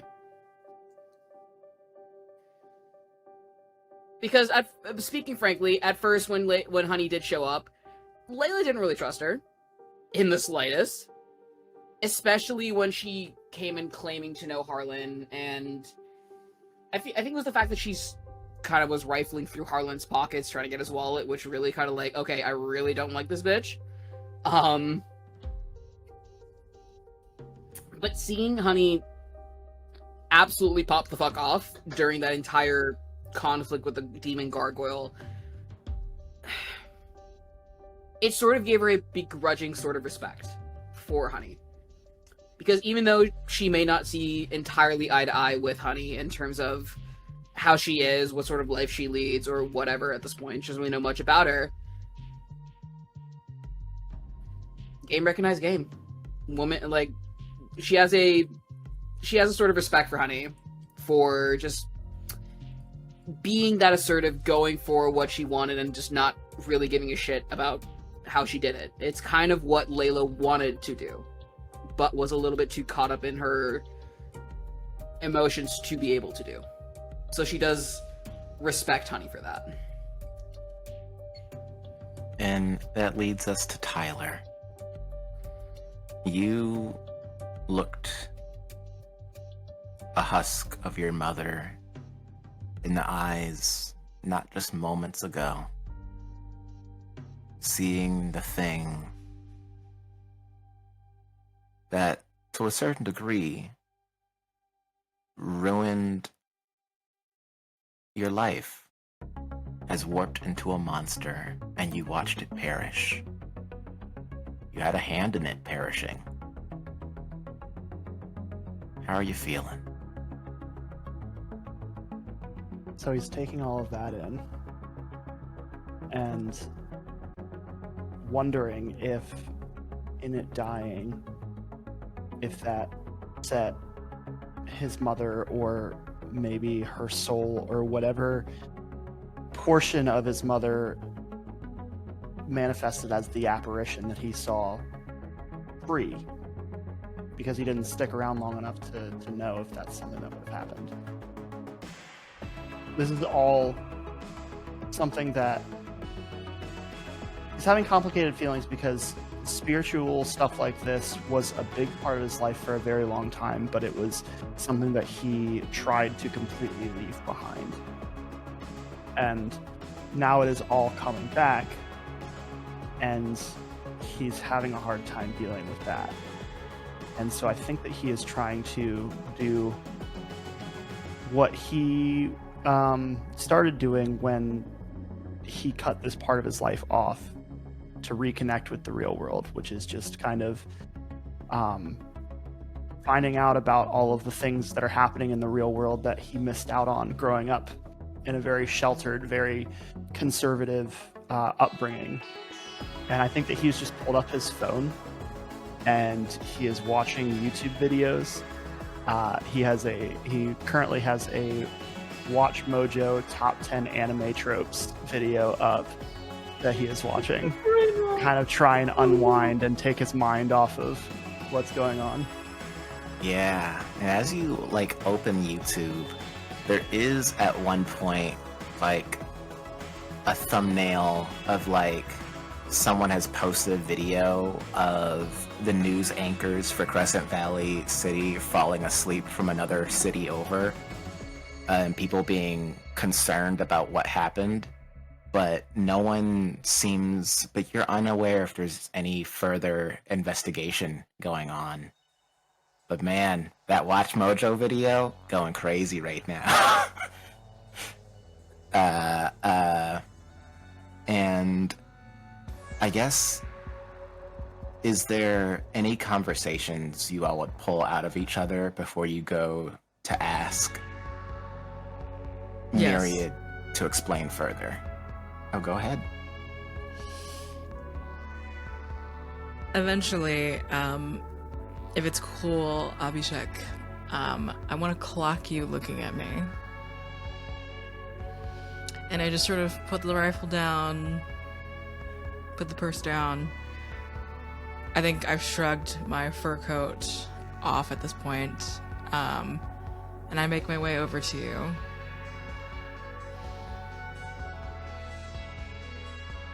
How are you feeling? I should be asking you that. I mean, considering, you know, and she sort of like points to how your altered form, the fangs in your mouth, the wildness, the wild aura sort of surrounding you. I feel great. Clearly. I mean, the way you're going off on that big, scary gargoyle was just, chef's kiss. I mean, thank you. If it weren't for you and Dr. What's-His-Face, we wouldn't have totally been able to escape. You're incredible. Oh, well, flatter will get you everywhere with me, but might want to save some of that praise for your little boy toy Tyler over there. Is that a problem? Oh, no. Do what you want with him. I don't give a fuck about him.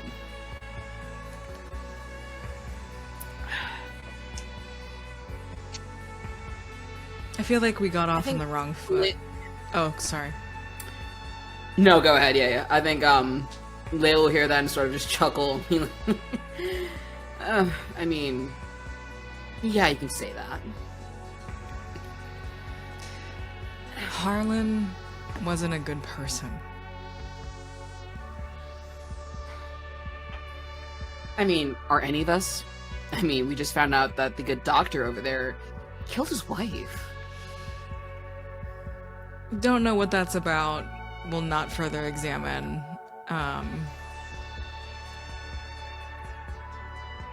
Them telling you. And I think maybe I just took out the important stuff out of the wallet, which is essentially like cash, any last piece of paper or note that was exchanged between them, anything like that. Any indication that would have Honey's real name. I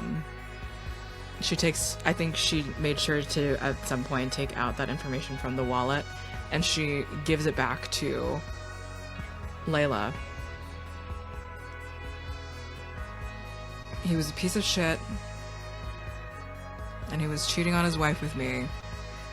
Yes, I'm a bad person too. But as you can see, I'm sure I will continue to be a hell of a lot more useful than Harlan ever was. So don't blame me for this.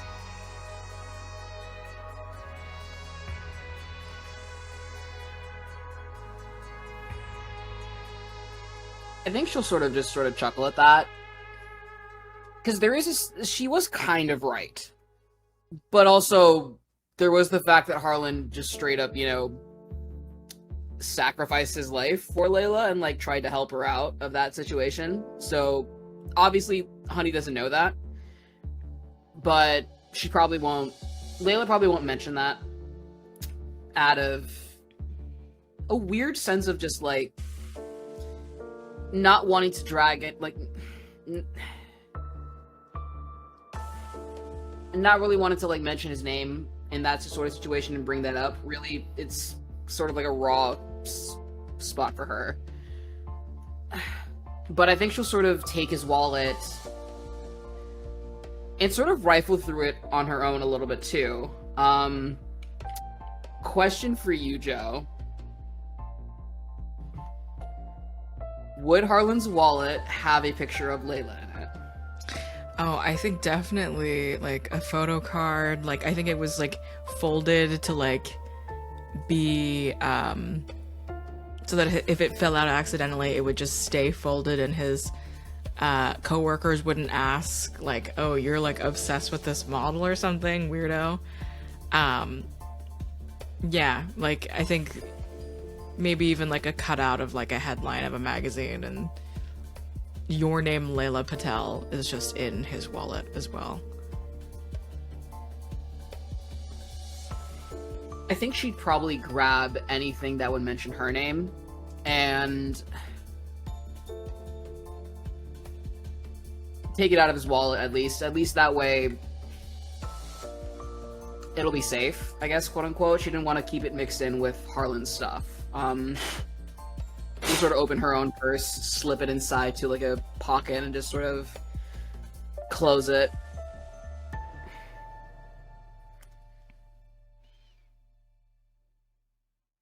He may have been a piece of shit, but he was a piece of shit who looked up to me. And I'll always treasure him for that.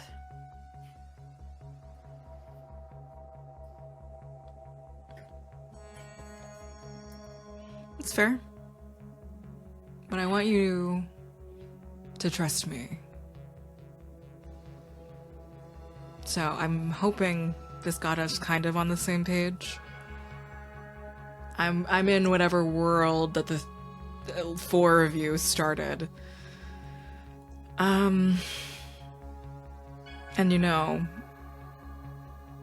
us girls, we gotta look out for each other. Clearly. But I mean, to be fair, I don't know if you're someone who really needs looking after. I mean, after all the skills you displayed at that last fight. I could teach you. You were such a... She sort of puts a hand on her chin for that.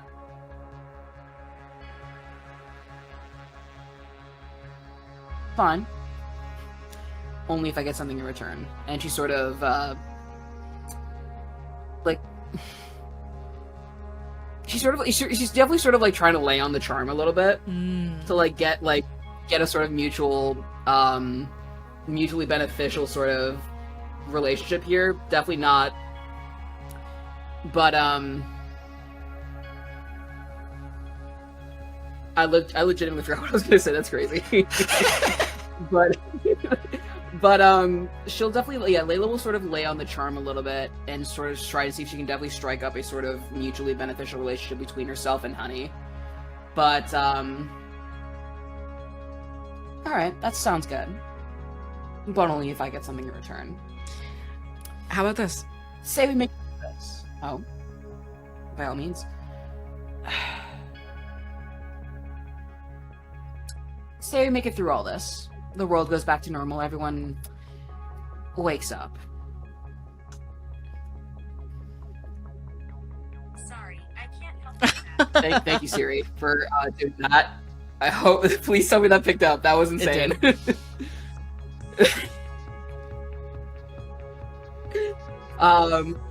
Say we get through all this, the world goes back to normal.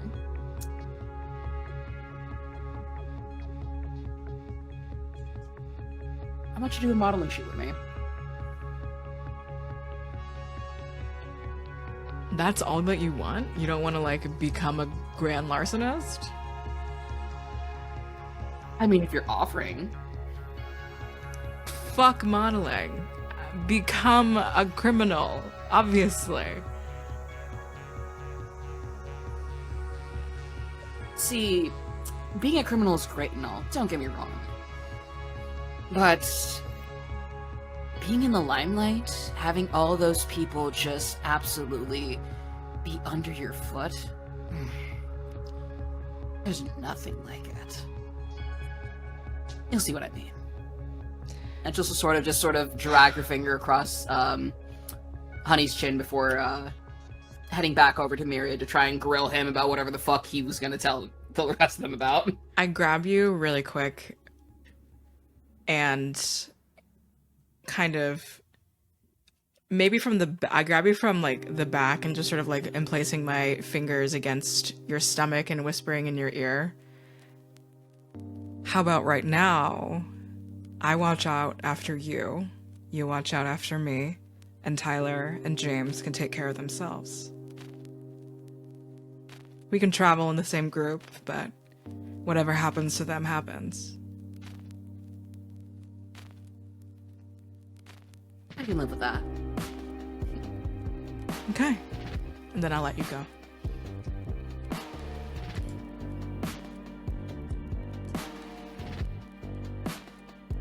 She'll sort of just shake her head a little bit, but she'll definitely have a big ass, like, smirk on her face as she goes towards Myriad. So get ready for that whole conversation. And as that happens, is there anything on Tyler and James's mind before you head over to Myriad?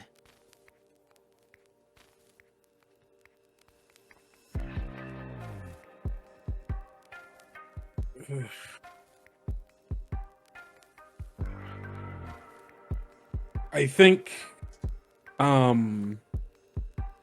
this entire time James has just been sitting here taking in the stimuli, just, like, looking around, fidgeting with his hands, and just listening, and just like in general. And I think just watching where people move, where like what they're doing, and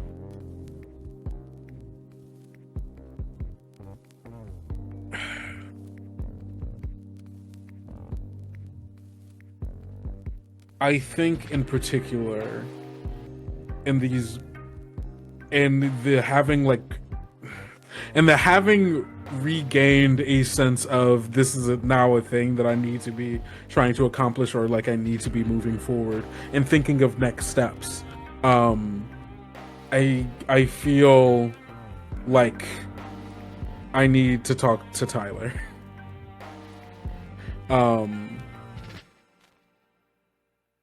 And so I'm gonna go over to yeah. I assume you're still like on your phone watching watch Mojo clips. Yep. I think there's like I walk over like behind you, like looking over your shoulder. What's the trope right now? Or what's this clip? I think that it's showing some clip from One Punch Man. And he's trying to understand the way that it approaches the deconstruction of the superhero from more of a consumerist perspective than like the grimdark perspective that every American version does. I think like it just like starts like standing and then like kneels down to get closer and just goes,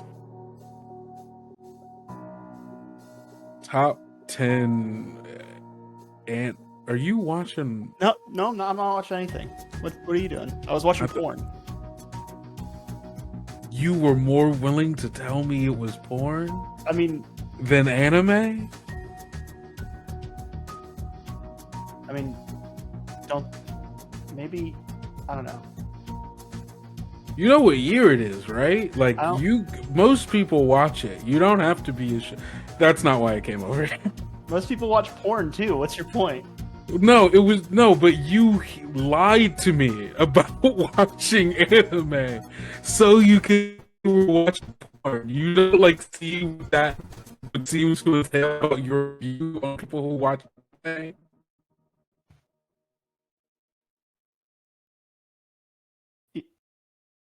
You cut out a lot for a minute. Oh, sorry. Just go for it again. So you're telling me, so you started this by lying to me about watching porn rather than admitting that you were watching a video about anime, and you don't think that that says something about the way you view people who watch anime? I think it's more about, I didn't want you to know that like I listened to what you said. I don't think I would have gotten that immediately, but now that you've said it outright, I appreciate it. I'm sorry for how I was acting in the church. I shouldn't have fought as hard against what you were saying. I should have tried to help. I don't really have an excuse as much as I didn't really think that there was a chance we were going to get out of here.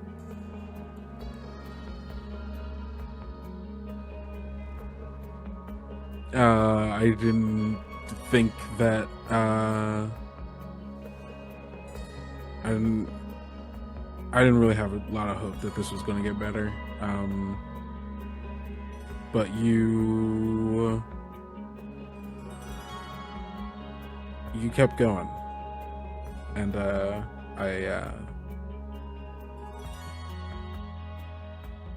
got Layla out, you know, and that means something. So, thank you for not giving up hope when it would have been very easy to, I guess.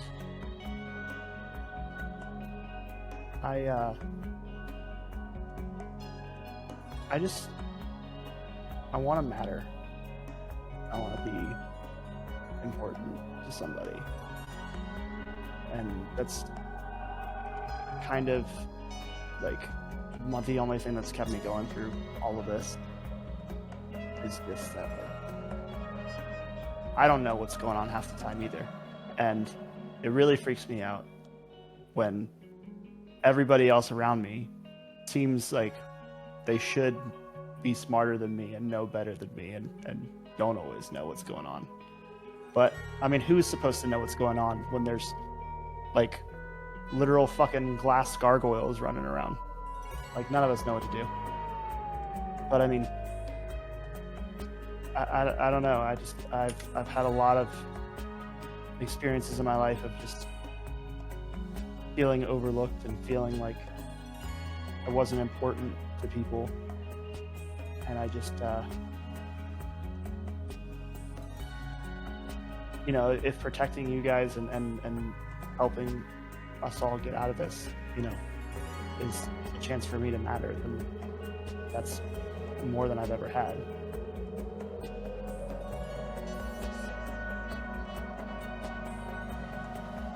What do you do for work? I'm a fry cook. I work at a burger joint downtown. Really? What's Well, I worked there. It burned down at the start of this whole thing, so I'm probably gonna have to find a new job. That's fair. I guess I ask because, I mean, being a fry cook, I guess you make a lot of food in general. Yeah. That thing that people can't live without. Yeah. I mean, that's true. Importance is a subjective framework.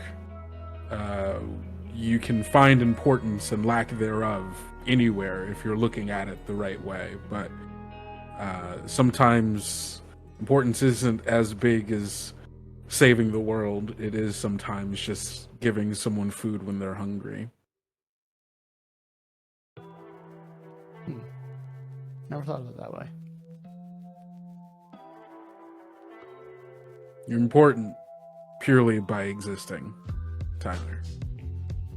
The space you take up is space that is taken up, and the world reacts to space being taken up.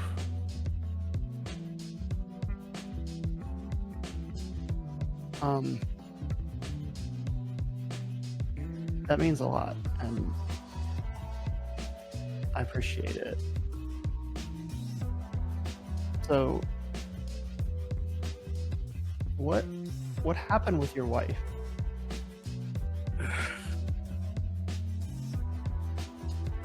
A series of stupid mistakes. It's not as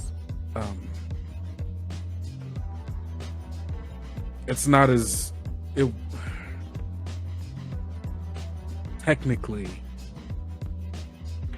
it was self-defense. She tried to kill me first. Why? She fell out of love with me, and I had more money than the man she was planning on leaving me for. So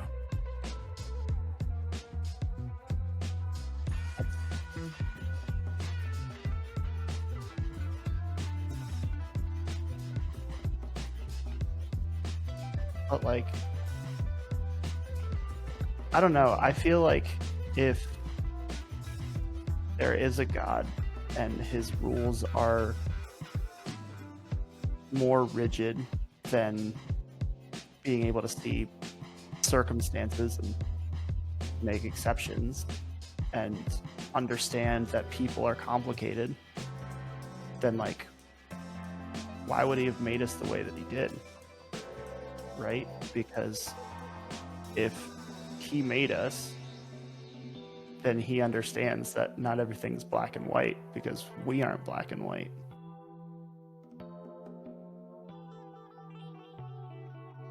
You're right.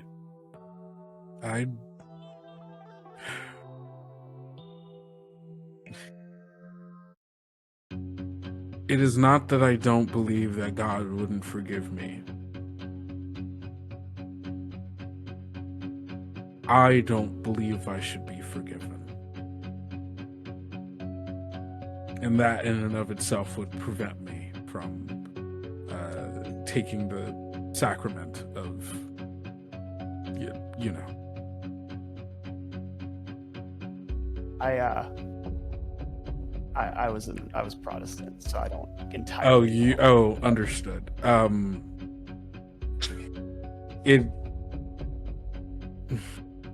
I don't know if right now is like a great time for me to break down is it more complicated than sacraments. Monica Magica? It is it has more history. Technically, it can be. Basically, there are several sacraments that are like different actions that happened that the church like interpreted from the Bible as being different things in which the church is then empowered to do on behalf of. Okay, you lost me. Yeah. That just seems like way too many steps. Look, it's the primary difference between Protestantism and like Catholicism is that the various Protestant denominations have cut themselves off from like the hundreds and hundreds of years of history, doctrine, and teaching of the Catholic Church, and so each one is basically starting off from scratch in their own interpretation of the same book. And historically, all of those things, like, because all of these different denominations are being born and taught amongst all these different, like, individual groups, the message kind of gets lost a little bit because each person that is doing it has, like, a motive and bias behind the way in which they teach things. And let's just say white people and men haven't been very good about not using such things to do harm, and then that extrapolating out into the various cultures and people in which they colonize, which then take on those more negative aspects as a way to like assimilate and feel like they have some kind of power. All of that to say, I get it. It's a long, stupid history that led to a lot of people being hurt for no reason. I don't think it should have happened that way, and it sucks that it did. I just think faith is a thing that is as beautiful as it is dangerous, because it can give people hope when they have no reason to have it, but it can also lead people to make blinding decisions that, well, for my mom, where it was the last decision she ever made.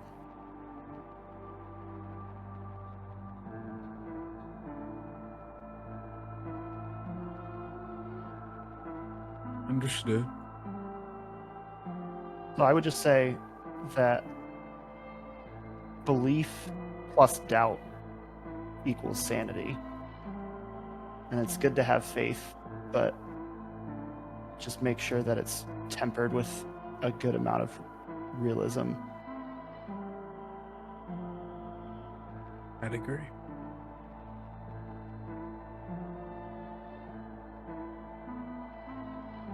You want to see what this sheep's all about? I guess. But, Tyler, I need you to promise me something. What's up?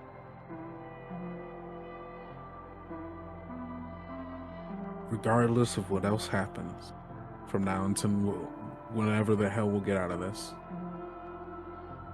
I need you to promise me that you are going to make sure you take care of you first.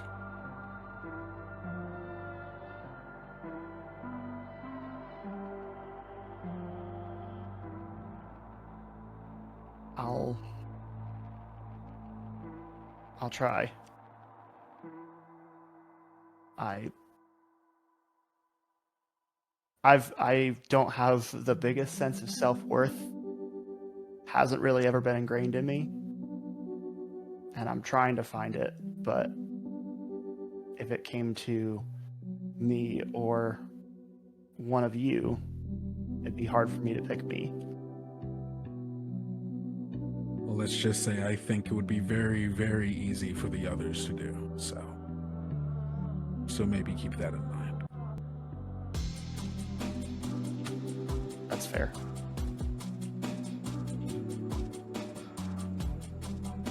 And we'll go over to the sheep. And as all four of our dreamers head over to the sheep, well, the person-shaped sheep, that's what we're going to call Slumber for the night. Fucking knew it. Fucking knew it. I will see you guys next week. I am Oleander. You can find me at Stray Nerd Boy on Blue Sky, on TikTok, and on Tumblr. Everything that's not owned by Mark Zuckerberg, essentially. Yeah, I guess I'm gonna throw it to Josephine. Hello, I am Josephine at Scary Dog Friend. I have been Honey. Things I am on, we got Midnight Rush on Tuesdays, we got Slumber on Wednesdays. Please remember there is only 5 more days for you to sign up for the new Liminal horror story that's happening in the Kowloon walled city if you are Asian or otherwise and want to participate in a primarily Asian setting game with Fabian running Liminal Horror. That'll be our second Liminal horror story for y'all to enjoy. I believe that is an audio only production. We'll double check the Google form together. And then also We Kill the Night is going to be Darkness Eternal's new setting in Asia. It takes place in Macau, Hong Kong. And we are looking for Asian applicants, but also if you are not Asian and want to participate as a guest, definitely throw your hat into the ring. We love guests. We love continuing and adding to the Darkness Eternal world lore that exists, and we want to see your names out there. You can find me also on Fridays over at the Mandy's channel. We are playing Curse of Strahd, but instead Strahd is the Baroness, and we're all lesbians, so yeah, great fun. I'll pass it over to Abhishek. Hey everyone, my name is Bishak Batange. You can find me over at Twitter at neon_Raiden or on Blue Sky at neon Raiden, no underscore this time. I'm a voice actor, TTRPG performer, and tokusatsu enjoyer, so anything common under Super Sentai, Ultraman, Power Rangers, even though Power Rangers kind of dead. We can talk about that later. Kind of. I say kind of, but yeah. It's in limbo. Yeah. They announced the show today. They did. That's true. Technically. Yeah. But listen, I have feelings about that. But you can aside from this, I'm not currently in any other APs at the moment aside from Slumber, but I will probably be applying to the ones that Joe just mentioned because those sound really fun. But if you have any other APs that you would like to see me in or anything that you think I'd be a good fit for, please feel free to send them my way. You can either through Discord, Twitter, or Blue Sky. Aside from that, I'm not in any other projects, and yeah, that's mainly it for me. So I will go ahead and pass it off to Sean. Hey everybody, I've been Sean. You can find me on all socials, mainly Blue Sky at HighGainSad. Don't have much to announce. I do actually, this is probably the first time that I've talked about it anywhere, but at the end of the month, on March 31st, on Trans Day of Visibility, over on the Script Readers Club YouTube channel, we are going to be doing an all trans and non-binary script reading of The Matrix, and all of the money raised for that is going to go towards the Trevor Project. And I'm going to throw it over to Kendo, who is actually going to be on that production as Morpheus. Yes. Hello, everybody. My name is Kendrick or Kendo, whichever you prefer. I'm Morpheus. I'm super excited about that. It's gonna be so dope.